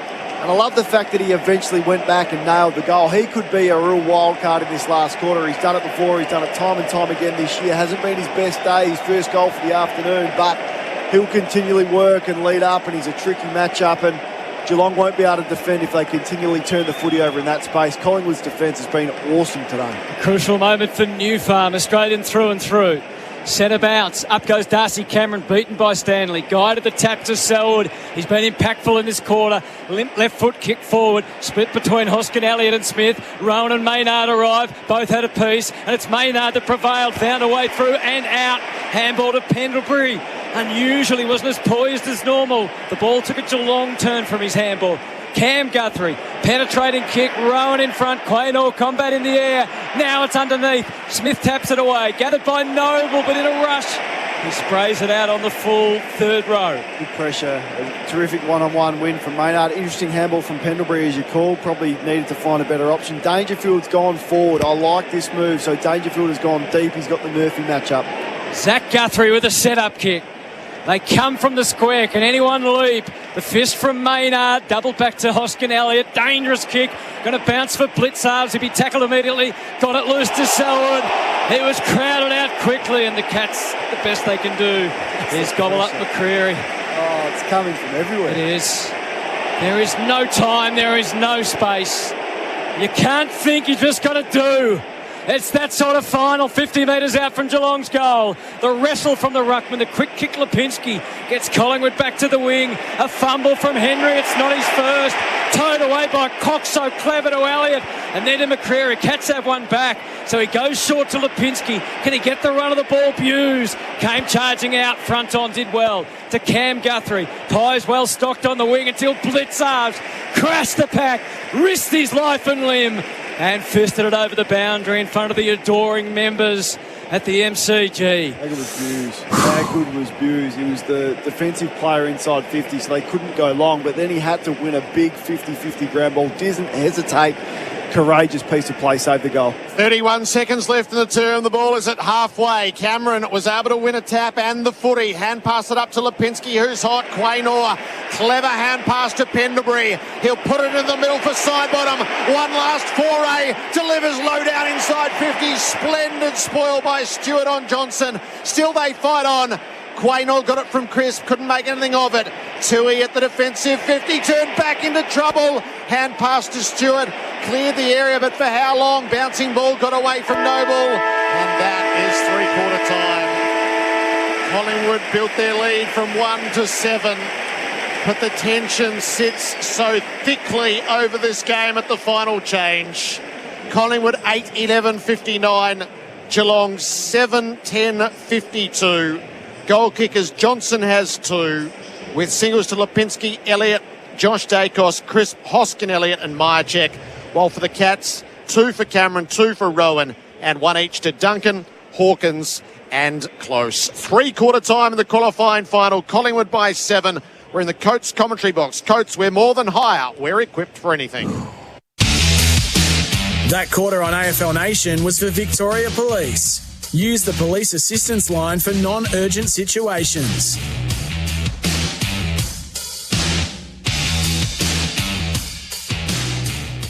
Major building projects for the trade or a DIY home reno.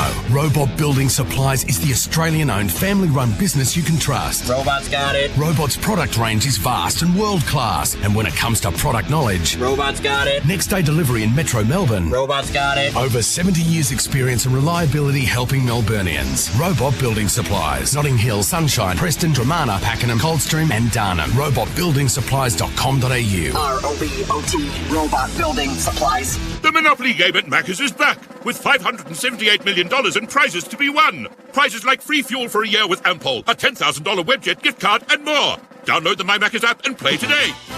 Ends 18th of October. For full terms, visit mcdonalds.com.au. JH Market is your one-stop shop for all your lighting and electrical needs. Sparkies will find the cheapest trade prices guaranteed, like 10-watt LED downlights for only $5.29 each. Make the switch to JH Market. Call 1300 000 808 or visit jh.market today.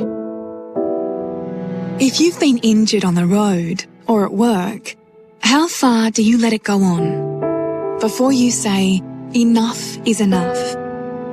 Make your stand with our TAC and work cover experts. Draw your line between right and wrong with Shine. Search Shine Lawyers to book a free consultation today. No win, no fee. Conditions apply. They say every lawn is different, and that's true. But for landscapers, the solution is always the same. Install Rainbird. Backed by 80 years of irrigation innovation, easy to use with a massive range suitable for any job. From Tom's backyard to your local golf course to the MCG itself. So while every lawn is different, installing Rainbird gives you the same green results every time. Rainbird, the intelligent use of water. Learn more at rainbird.com. Any day, any weather, Yarrabeen Golf welcomes all players. Tackle the pristine 18-hole public golf course, you'll love it. Also, to fine-tune your game and get better faster, visit the driving range. Receive instant ball flight data on every shot you hit with the magnificent Top Tracer range technology. First-time player, casual golfer or long-time veteran, tee off at Yarrabeen Golf. Just 10 minutes from Melbourne CBD, Yarrabeen Golf is on Melbourne's doorstep. Yarrabeen Golf, Fairfield. If there's one sound that means it's September, you'd agree this is it. And nothing goes better with footy finals than a Thirsty Camel. Bottle shop, that is. With great specials like VB, Carlton Draft or Great Northern Super Crisp 3.5% 10 packs, $23.99. Jim Beam or Canadian Club 1 litre, $57.99 or $50.99 for Hump Club members. The Camel is calling this September. Find your local at thirstycamel.com.au. Ends 4th September. Prices may vary in country areas. Hydrate responsibly. The pursuit of adventure begins at Harley Heaven with a ride on a Harley Davidson.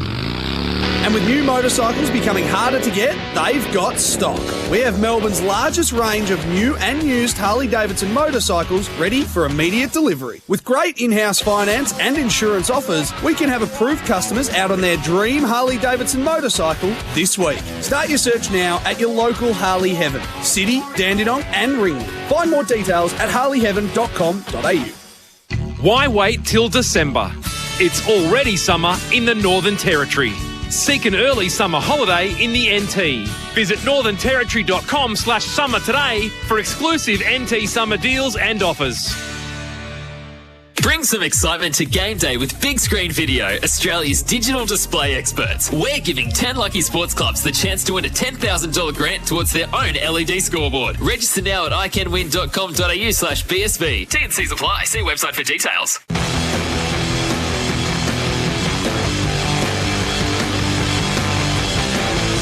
You're listening to the 2022 Premiership season on AFL Nation for Beaumont Tiles. Hybrid flooring in store now. Macca's, I'm loving it moments. Download the My Macca's app and get in the game today. Collingwood in attack. Cox to the goal. He slapped it out the back to Chris. Put a sidestep on. Got a kick away. It's got a good line about it. Brilliant. Brilliant from Jack Crisp. And it's getting better and better. An extraordinary roar for an extraordinary goal. Ash Johnson is living the dream. Left forward pocket, 40 metres out from goal, stays dead on line. Cameron caressed it for the most brilliant of answers. I'm loving it. Moments for Macca's. Catch a quarter-pounder range meal at Macca's today. Kane Corns, what do you think? Well, you would think that, who knows what you would think. I don't know. I expected Geelong to be so much sharper than this, but they haven't been able to cope at times with Collingwood's pressure, which has just been awesome. Can Collingwood sustain that pressure? So it's been pressure in two ways. The defensive ability to shut Geelong down and keep them to such a low number of uncontested marks means they've had no easy looks. They had one easy look in that third quarter, and that what led to the Gary Rowan mark and goal. Apart from that, it's all been from the stoppage and around the footy and grunt work and hard work. Can Collingwood sustain what they've delivered for three quarters? What a final series, what a season we're witnessing. Collingwood by 7 points. The prize, a home preliminary final. The opening bounce for Tyre Power of this final term, your match day favourites for tyre safety. They go to work. Stanley wins the tap. Pendlebury's after the footy. Hacked it off the turf to the near wing. Holmes and Sidebottom are after it. Sidebottom worked Holmes over, but Selwood lent a hand. Bumps it up beyond halfway as it runs away from Nick Dacos and Myers and out of play. So we got the possession, Selwood. He's starting on the ground for the first time this game. Patrick Dangerfield's still on the bench. Blixarve started on De Goey. He's now doing the ruck work. Stanley's dropping behind the play. Right half forward for the Cats at the throw-in. Ruckman shared it down to the front. Sidebottom is onto it. Pulls the kick up the line. Bouncing ball. Myercheck met it full-chested. Creative hand pass to Maynard. Plays it out for Hoskin Elliott. Stewart the other way. Takes the intercept mark and without hesitation goes for Stengel. He's got two against him. Ball gets out the back. Rowan paddles for his own advantage. Nick Dacos wears him close. Myers gets there to help out. Three-man tackle. Stopped him in his tracks. It was awesome, wasn't he? But then kicked it just to a 2-on-2, and it was lucky enough that Geelong won the footy. That could have gone either way. So Stanley's going to go pick up Myercheck. Henry's free, but Stanley's got to be more switched on than Myercheck than he was before. Cameron prevailed in the ruck wrestle, got the tap. Atkins forced his way through with strength and will. Holmes received and then snapped a high one that hangs in the air and falls away to the right for a behind. Or to bring it straight back in. The margin is 6. How much dare do they play with Collingwood? Do they go into their shells? I doubt it. They haven't done it all year. Moore meanders out of the defensive goal square and kicks long. Zach Guthrie had a fly at the pack, but Johnson did the roving. Hand pass to De Goey. Retreats a fraction to Josh Dacos. Does a loop, assesses the field. Got fraction lost, but Nick was there to lend a hand. And he brings it safely out to Hoskin Elliott.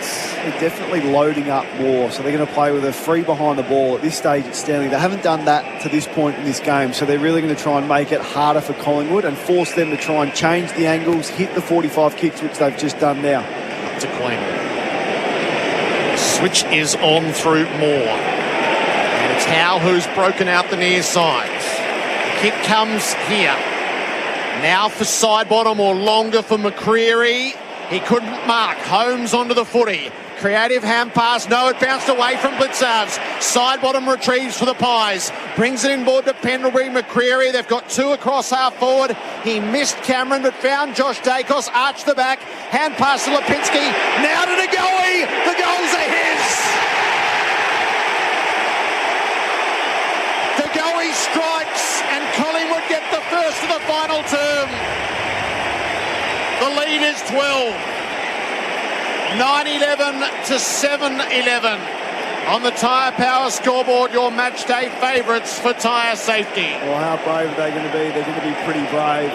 So there was just some awesome moments in that. Dacos was clean. Lipinski just made the right option. And De Goey, who's had a good afternoon, was good enough to finish under pressure. On the flip side, Blixarve fell over. Geelong were out just under our commentary position here. They defended so well. They'd held up with their system. Blixarve's had the ground ball that he just needed to run onto. He fell over.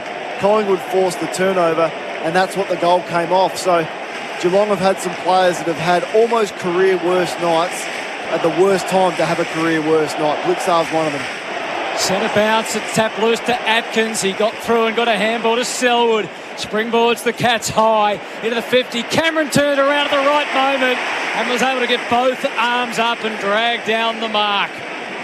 As he has so far in this game at relatively regular intervals, he's been able to stand up when Geelong needed something. He's been awesome today. He's had 9 score involvements. Safety shield shed stats. I butchered that. Safety still shed stat sheet. The most on the ground. This will be his 10th score involvement for the game. The kick from 50 metres out looks pretty good. It's better than that. 3 goals for Jeremy Cameron, living up to his status as one of the best in the front half in the game. Cuts the margin from 12 to 6 and gives Geelong renewed belief and confidence. Selwood's done his job. He goes to the bench. Dangerfield's out there now for Geelong. Well, you mentioned Selwood. It was his centre bounce clearance. He's been what a warrior he's been. He's been that again today. He's had a number of centre bounce clearances. What an answering goal. Collingwood don't really have anyone up the other end of the ground that can do that. Take a big contested mark in your forward 50 against 3 opponents. Jeremy Cameron's been awesome. Tom Hawkins has had almost his quietest night for the year, being well beaten by Darcy Moore, but it's been Jeremy Cameron who's been Geelong's best today with Zach Guthrie up the other end. That replay for Easy Debit for Simple Payment Solutions. Join Easy Debit today. Collingwood by a goal back in the middle. Stanley wins a tap and marauding through the middle as DeGoey has a look at the deep targets. He's played it for Hoskin Elliott. It felt like it was going deeper to Elliott. A little adjustment made and Stewart had no play. The answering from the centre bounce. So the centre bounce damage is going to be huge. We saw the centre bounce goal from Selwood to Cameron before, and then it was DeGoey who's had some big moments around the footy. He's already kicked the 1 goal, and that was his best clearance for the day. He's had 6. Will Hoskin Elliott from long range leaps into it, sends it on its way. It's going to be a fraction short. Stanley flew, punched it back into the field of play accidentally, I fancy. Hughes gathers out of the back pocket. Myers and Nick Dacos. Myers pushed Nick Dacos. It was unscientific stuff. Yeah, just a little too blatant from Brian Myers. So Nick Dacos, this extraordinary talent, continues to blossom. Packed MCG house. Chooses the pocket. Late Darcy Cameron crashed the pack. Hughes is underneath it. And they're on top of him. Good stuff though, isn't it, for Collingwood? Those repeat entries are so important because look, you got Murphy patrolling it. They get their ability to set up. Defenders get a rest. Going on the move, but well anticipated by Dangerfield. Left foot kick hangs in the air. Dacos and Myers. Myers the first bite, but Dacos ultimately with the footy gave it to Josh Dacos. Flings it out the back to Quaynor. Quick kick's going to drop short and he's marked by Blitzarch. He looks to switch. Oh, he takes it on. This huge risk in the kick. Ginnivan versus De Koning. The youngsters De Koning prevailed. Urgently got the hand pass to Tui.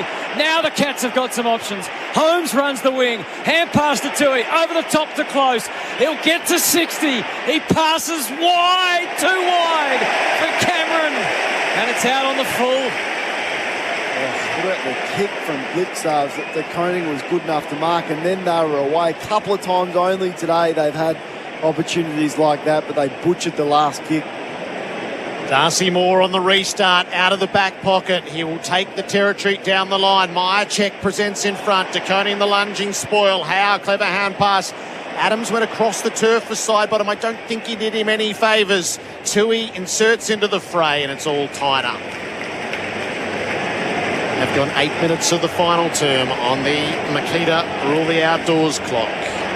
It is Collingwood by a goal. Maynard's gone to Cameron here, so match-up change there. And Guthrie doing the work at the source. Dangerfield knocked off his kick, which slewed out on the full. So side bottom. Handed the ball by the crowd.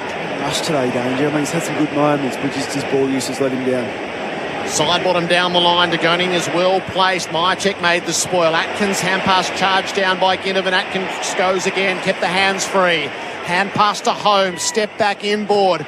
Kicks in the Cameron direction. Had too much on it. Hawkins got it on the first bounce. Now to Stengel. Guides the kick. Low down. Rowan dives in. Couldn't mark. Got past him. Quaynor hand passed it out the back and then on the follow-up.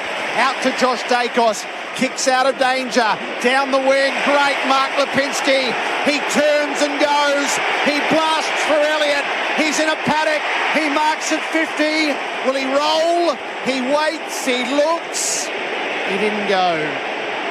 Still got minimum 3 inside 50. Cox is down in the square. Still got minimum 3. I check as well. What's in Jamie Elliott's mind? He's going to land it in the hot spot. Dangerfield and Tui well placed. Might have spoiled each other. Ball loose. Atkins to Holmes on the way out. Covered is bare. He has a bounce. He begs someone, something. He bounces. He bought just enough time. Handball to Isaac Smith. He misfired his handball. Side bottom's playing a brilliant game. The veteran. He was able to elude the tackle. Set up Adams in a rush. It's Lipinski. Back to Crisp. It favours the left. Cox looms large. Good spoil. Knocked away. And a second time by De Koning. Over the boundary. That's what I mean about Collingwood's full ground defensive system. So fast play, how do you defend one-on-one? How do you slow and give your teammate enough time to get in, which forced Isaac Smith to panic. They were out the Cats, but Collingwood's defence was too good, turned the footy over again. Cox versus Blitzarves to the front, the tap goes. Myercheck can't get clear of a vigorous Dangerfield tackle. It'll be another ball up. Collingwood by 6. Geelong got the extra around this stoppage, but Collingwood got the free behind the ball. Even if Geelong win it, Collingwood will have the extra. He threatened it. The ball found Dangerfield. Slipped through though to Tui. And then to Buse. Oh, Duncan hesitated on the handball. It jarred loose. They are vulnerable. Stengel threw it to Atkins, who blasts where Collingwood are well set in the middle. And Moore will take yet another intercept mark. And look ahead. How does he play it? He plays it wide, quick enough. Howe takes it, gave it to Noble, fall to the wing now. They threaten again, it's that man's side bottom. What a duel against Holmes at either end of their career. He slipped past, he goes to the kick into the pocket to Koning. Was able to hang on to the mark despite the pressure that was both perceived and real. And the young man who's having such a stellar season took the mark and found Dangerfield. It's still Collingwood by 6. And the tension is still felt all around the MCG. Crucial moments for New Farm Australians through and through. Kick on the 45 to Duncan, who is now called to play on. Squeeze the kick straight to Noble. Too worried about the man on the mark to get off the mark. And by the time the umpire calls play on, the man on the mark was just ready to smother. I think he had a case, but as you said, he had to ignore it. Noble winds it up into the forward pockets. Ginnivan beaten to it by Selwood. Now by Duncan, I beg your pardon. If he gets back off the mark this time. Let's do a little bit better. He brings it inboard for Smith, who's going to hand pass to Dangerfield. Quaynor is closing. Dangerfield backed himself. Got it away to Myers. Links it up with O'Connor. Standing with the traffic coming at him. Gives it to Selwood. Sharp hand pass to Atkins. Now to Close. He can turn and guide it too wide for Blitzarves. Trying to release it to Cam Guthrie. They all toppled over. Zach Guthrie trying to get it. He couldn't. Desperate stuff. Ginnivan's over the top of it. Wrapped up by Atkins. Ball it up. Collingwood got it out of the most perilous location. Close is just skill error. I think it was the right decision. Just the skill error. Had Blitzarves all alone to the top of the square, but once again, butchered the kick. Still 11 and a half minutes remaining. Selwood had to find a friend. Hand pass in hope. He found Mitch Duncan, his old ally, but Nick Dacos wouldn't let go. Play on is the call despite the baying mob. Isaac Smith came through the pack. Close gave it back to him. He probably should have had a shot himself. And Isaac Smith, all he could do was kick it quickly. And he kicked it behind. It's back to 5 points. The pressure is so immense. Which is forcing Geelong to over-handball. They're handballing too often. Close didn't need to handball that again. They just feel like they're inviting the pressure by over-handballing. There's nothing wrong in the forward half of the ground. Get it deep. Put Collingwood's defence under pressure deep. Oars looking for Cameron or Cox. Neither could mark. Jacoby, though, underneath. Unmanned. Kicks it down the line. He'll be lucky to get away with it. It pitches and bounces over the boundary, and it's insufficient. Stewart's ball up at halfway. He's gone for the 45 kick. Highest risk on the field. Duncan knocked it on, gathered, ran into a dead end, released the footy. Atkins fights hard, overwhelmed by the pressure. Noble overran it. It's got to be one. Atkins piles in again. He's held up. Ball it up. Maybe it was Duncan just forced a 50-50. The kick was interesting. I mean, it's such a dangerous kick. They're going to have to take some risk. Not sure that was the right time of the game to do it in the right position on the ground. Feels like it's all on the line now. There's still 10.5 to play. Adams muscles a kick away. Stewart stands against the flow as he takes the mark. The Cats have it at half-back, and Stewart just keeps his wits about him for the moment. Not a lot to work with. Kick to half-forward. Cameron will have to fly against Howe. Hawkins stays as Crummer. Wore the contact from everywhere. Knocked it out.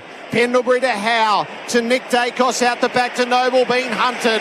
Got it away to Sidebottom.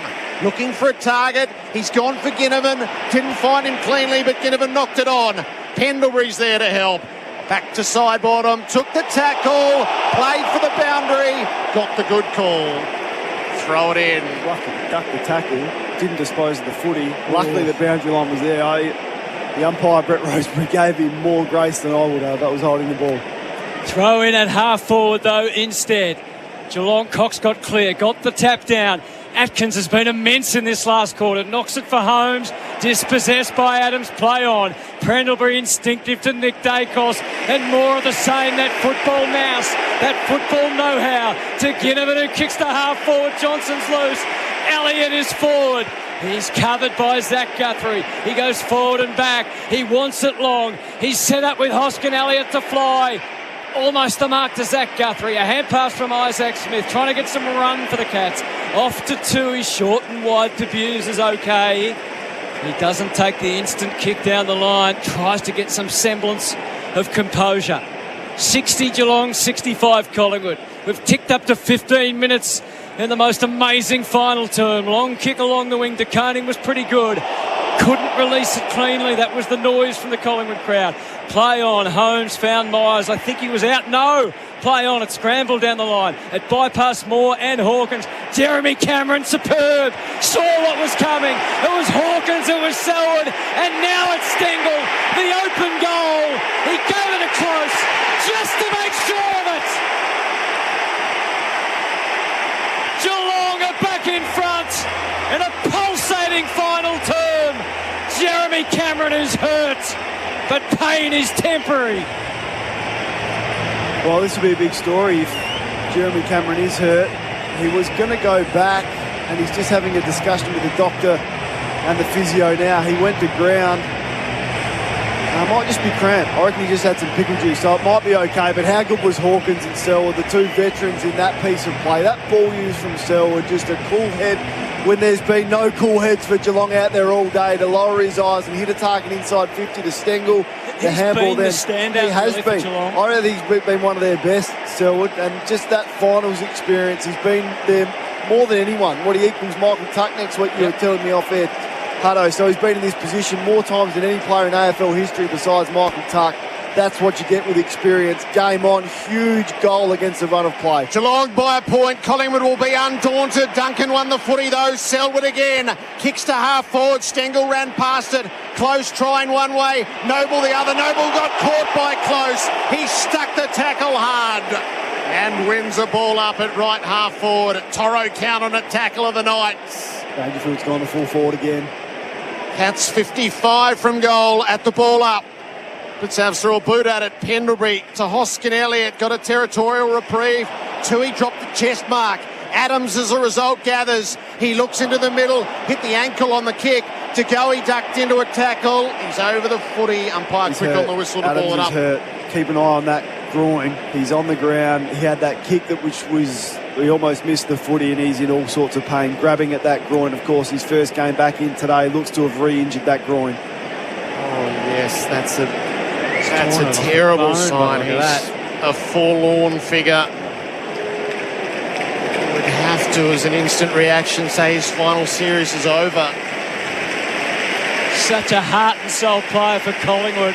Good today too, as well. He went to wheel around to the right. He put everything into it, but missed the footy, and his groin's just gone snap. Boundary update for Snaffle. Selwood at the source on the wing. Creative hand pass for Myers. Kicks in the Dangerfield direction. Knocked away from him by Murphy. Loose at the back. Rowan arrives first. Maynard kept it away, got it out of play. 40 from the Cats' goal. Been Selwood, hasn't it? I think he's won the last 3 clearances. That time he won first possession, got the handball on the outside, and then Dangerfield let up. I feel like Geelong need to drive the ball deeper. They're going for shallow entries. They need to be deeper entries. Geelong's crowd trying to fill the stadium with noise. Stengel lurks, got it to his boot. It floats to full forward. They fly from all angles. Pendlebury underneath. So calm to Noble. Back up in the air. Pendlebury knocked over by Stengel. There's a whistle. It's a free kick to Noble for some high contacts. So Collingwood will get it at fullback. It was just a glance. The high contact to Noble, who plays it short to Maynard. Locked away in the back pocket. Pops down the line. That's where he heads. From the side, Ash Johnson looked the most likely. Didn't mark. Gobbled by Blitzars. Handballs are chained up. Holmes, Smith, and then Zach Guthrie. It's an up and under. Hard to mark. Selwood competed against 3, but Pendlebury came away his counterpart. Handball in hope to go. He head on O'Connor, went crashing in. And the ball is locked underneath there somewhere. So 7 minutes to go. Do you want Dangerfield forward or do you want him around these stoppages? Because Collingwood have got De Goey in there standing all alone at this stoppage. Cats have got a spare dropping back, so they use those numbers, Collingwood. Although Hoskin Elliott was trying to kick it forward. It came right off the instep and viciously hooked out of bounds on the full. Selwood and Smith fight over who's got the free. Smith, good decision. Smith. You can kick it a bit further than just a little, about 20 metres further. And his skipper. Selwood comes off for a rest. Atkins been heroic as well. He's back on. 7 minutes to go. Selwood having a rest. You want to get him back on pretty quickly, I reckon. It's a long lead by 1. It's a long kick from Isaac Smith. Oh, that's an outstanding take from Darcy Cameron, who has been terrific in the ruck for Collingwood. He ripped that one out of the sky. Laid it off to Noble, who took what was on offer. It was short to Lipinski. Collingwood looked to work their way forward on a slow play to Maynard. They come wide. They've done that effectively today. You want to dare them to take that inside kick. So give him a little bit of a look at it and then be all over it. He's going to go inboard. 6 minutes 20. Maynard, good looking kick. Kruger, the sub is on for Adams. The former Cat, can you believe? In just his 6th game of AFL footy.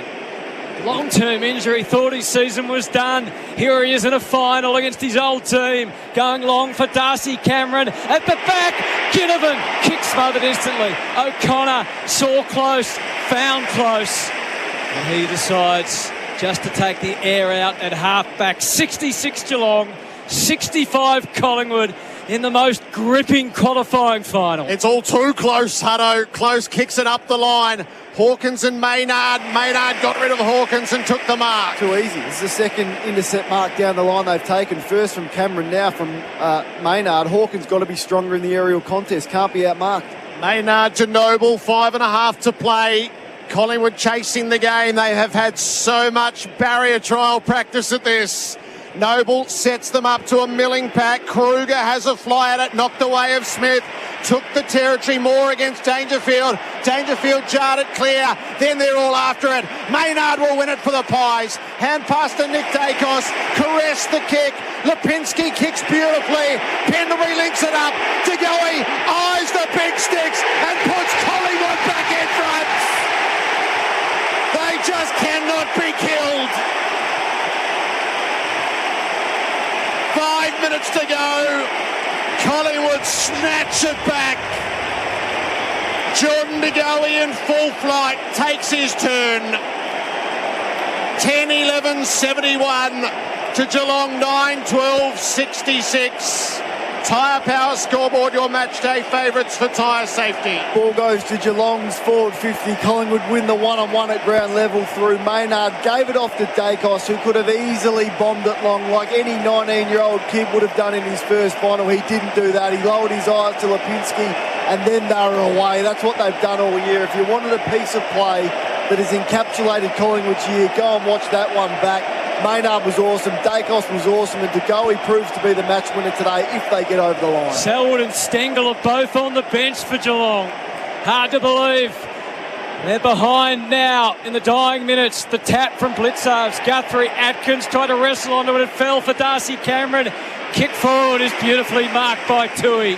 Stands up and out wrestles Lipinski and he darts away. We know what he's going to do. It's long, just inside the Geelong 50. Oh, what a mark! Gary Rowan of all Geelong players, has taken an outstanding mark, full throttle, leapt in the air. Everybody knows the history. Finals have not been his thing, but with 4.5 minutes remaining in a qualifying final that has had to be seen and witnessed to be believed, he stands with football in hand at centre half forward to the city end of the MCG. It's up and under and through.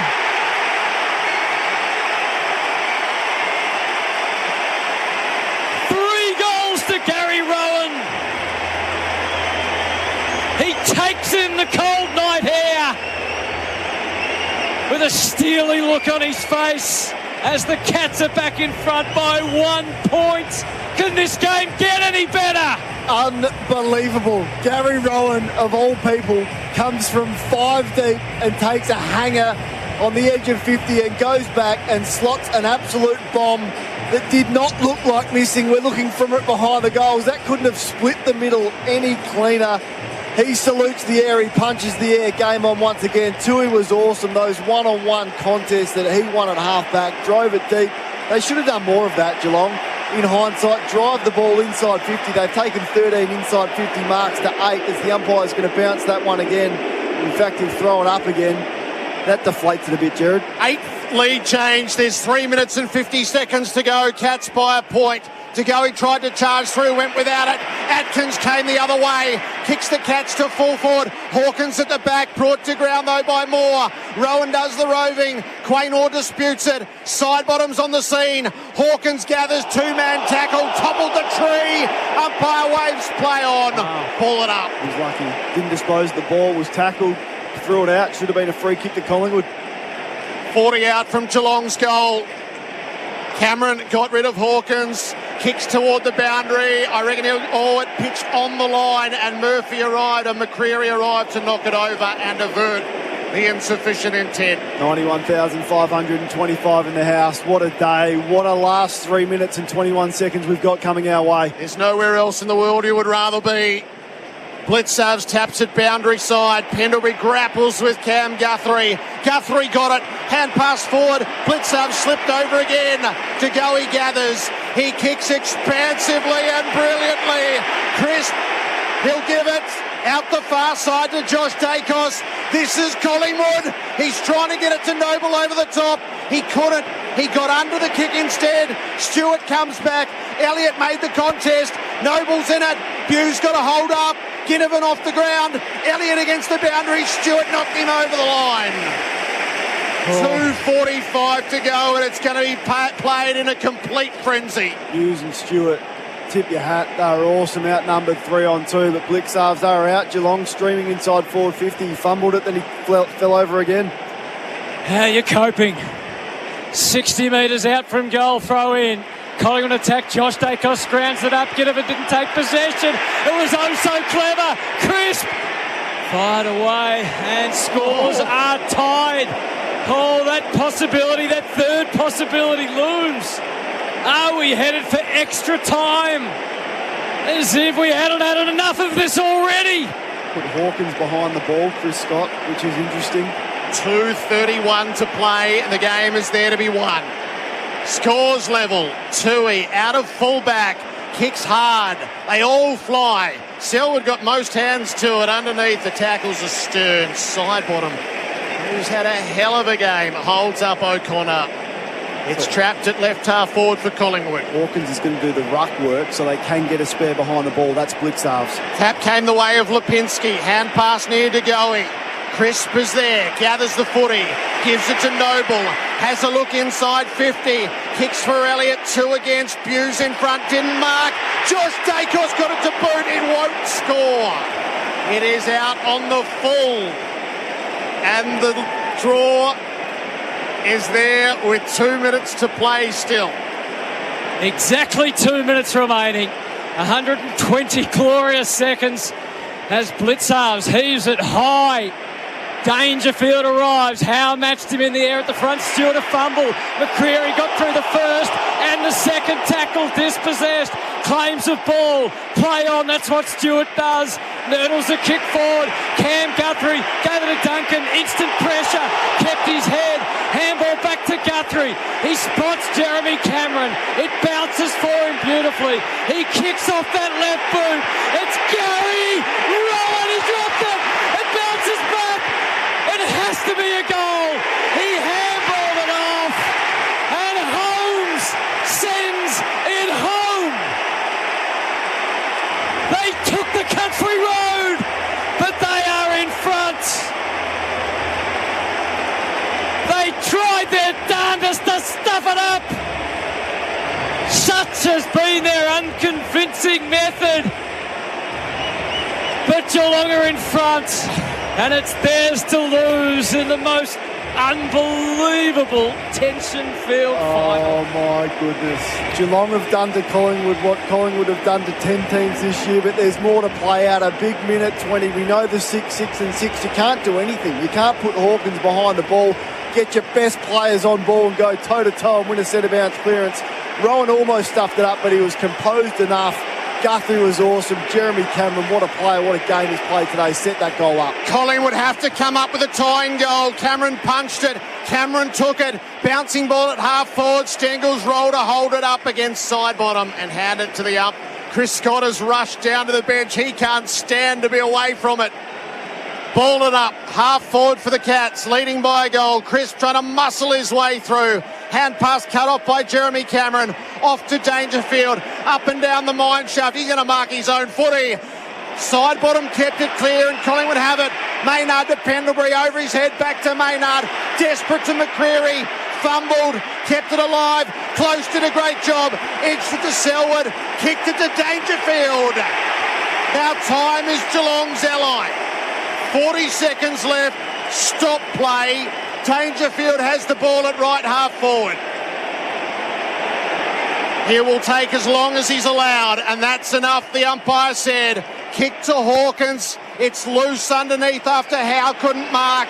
Lipinski snatches the footy. Kicks down the wing. Numbers in Geelong's favour. Stengel out the side to Atkins. Hand pass to Dangerfield. Overwhelmed by side bottom. They pile in on the wing. It'll be balled up right in front of the interchange gates. Get everyone back. They're calling everyone back. Jeremy Cameron, the only Geelong player that's going to be in front of the ball. Tom Hawkins is going to ruck. If you're listening, there's 10 seconds left. Hawkins down to Blitzers. Cats fans know it's safe. It bounces at half forward. Howe's onto it. Gives it to Quaynor. Geelong played in Collingwood's genre. They played in the thriller. And they took the Magpies down. Geelong into the home preliminary final. We are Geelong, we're always on the ball. We play the game as it should be played. At home or far away. Our banners fly high from dawn to dark. Down at Cardinia Park. It's an instant classic in front of 91,500. Collingwood led at every change by 14, by 1 and by 7.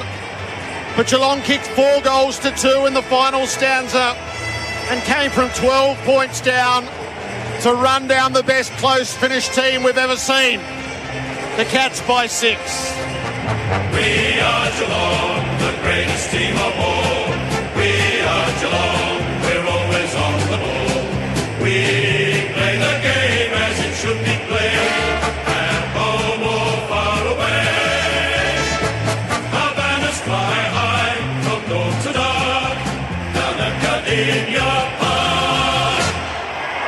Final score, Geelong 11-12-78, defeats Collingwood 10-12-72. Goal kickers 3 for Cameron and for Rowan, 2 for Close.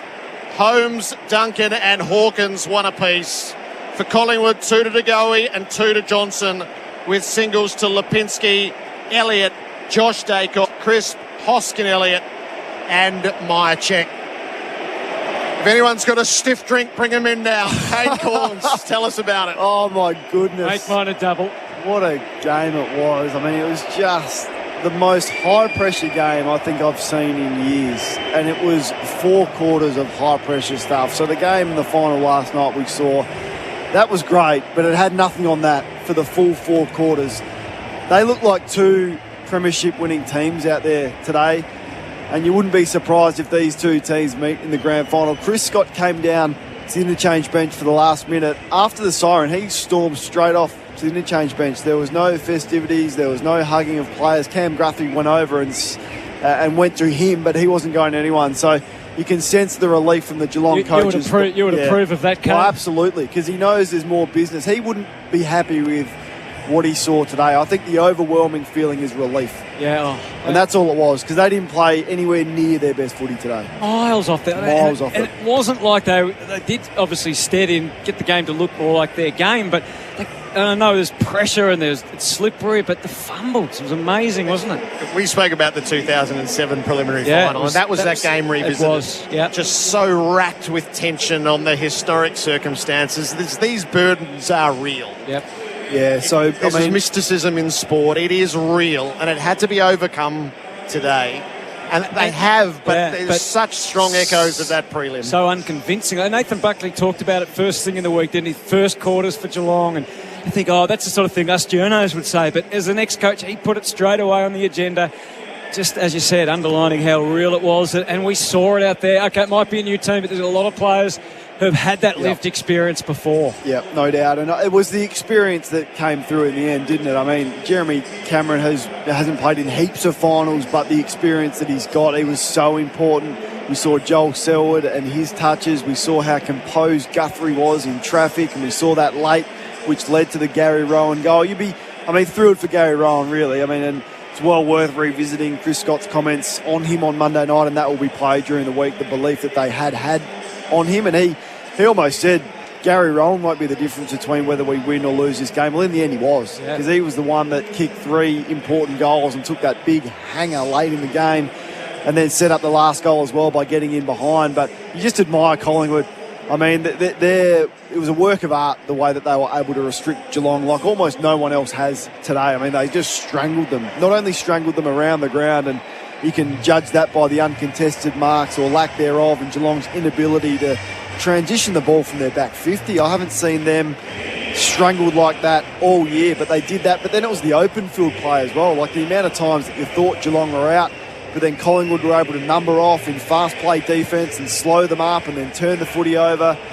We had some big moments from young players in Dacos. It looked as though Jordan De Goey was going to be the match winner with 2 last quarter goals. He was influential, one of the best players on the ground. What an interesting year it has been for him, but he came to play today. The tactic of Dangerfield and Selwood on the bench, the Moore and Hawkins matchup, which Darcy Moore completely got a hold of Tom Hawkins like we haven't seen since probably Tom was a young player. A lot of learnings. The ruck battle. Darcy Cameron was terrific. Huge. And on the other side, nothing out of Blixarv. Stanley, nothing. I mean, Geelong's lesser lights, which I spoke to you about during the week, Jared, probably let themselves down in a couple of close decisions inside 50 that he made the mistake of. And just had the hesitation they haven't had all year. Exactly right. So I thought Selwood and Atkins in the last quarter were immense. Yeah, as they have been all year. So, I mean, that's the benefit that they've been able to have to manage the group. I mean, Atkins was the sub, wasn't he, in the last round, so they've been managed this group. Selwood's missed time throughout the year and was managed again throughout the game today.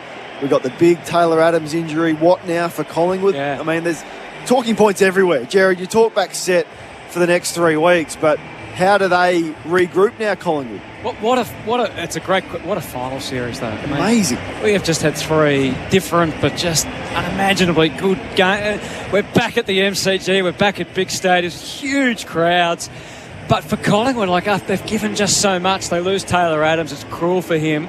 And they play the winner from tonight. Yeah. Yep. So Fremantle and the Bulldogs, what a task they have to bring it to a climax after 3 immense finals. So that will be the stop next. The Cats have taken their time out on the ground with each other and with their crowds. The Collingwood gaps opened up. You mentioned 70-30. There was just that moment late in the game where it was Geelong's crowd that found its voice and was finally heard. And they linger, have sung the song, and now can dream of what awaits in a couple of weeks' time. And Jeremy Cameron heads down to the punt road end. His reputation yet further enhanced after the way he played. Well, I was sort of questioning whether you give him another week. So it was 21 days since that hammy. And you thought, well, if they get through this one, there's another week, and you know he'll be cherry ripe for a prelim. Lucky they didn't do that and take, my thinking on that, because they would have got smashed without him today. Just had a look at the replay of that Gary Rowan mark as well. That was, what a career moment for him. Absolutely. The angle from the other end, from behind, is fantastic. Cameron and Moore with such pressure. He took 2 really strong contested marks inside 50 when it wasn't a day for high marks. I mean, I think Collingwood only took 8 marks inside 50 for the whole of the game. I thought we were going to extra time. The rules had been sent out to us just exactly what the scenario was for extra time. That's where I thought we were heading, and you would have believed it with the year that Collingwood have had. But in the end, Geelong's last piece of play was good enough, and then they hung on for that frenetic last 2 minutes of play. The post-game show for Coates, we're more than hire, we're equipped for anything, and the Victorian Responsible Gambling Foundation calls someone who gets it. Call Gamblers Help. Geelong 11-12-78 defeat Collingwood 10-12-72 in front of 91,525. The final score: need Victoria Police, but not the sirens. Call the police assistance line 131 444. It is that. There'll be it's sort of big deep breath time. Go and collapse on a couch for everyone who was here, for all of those listening around the country, and for the millions who would have been watching on television as well. Still out there, Geelong. Collingwood are long gone, the crowd dispersing, as you can imagine. But Geelong, I mean, you've got to enjoy the moment. I mean, there'll be some areas that they think, gee, we were ordinary. We got away with one here today. Oh, right. Have you got votes by any chance, Kane? Yeah, I do. Do you want to do them quickly? Right now. Right now, okay. Jeremy Cameron, 3 votes. Jordan De Goey, 2 votes. Darcy Moore, 1 vote. 3 to Cameron, 2 to De Goey, and 1 to Moore. Joel Selwood. Great moment for Joel Selwood. Such a determined look on his face. He'll equal Michael Tuck when he runs out in a preliminary final for the most games in VFL, AFL history. And he has played a huge role in clawing the Cats to victory. That has been an extraordinary final here at the MCG. I hope what happens in the West brings this quartet of games to a climax. A final series that you've just got to live every moment of it. Farewell from the G. That quarter on AFL Nation was for Tyre Power, your matchday favourites for tyre safety.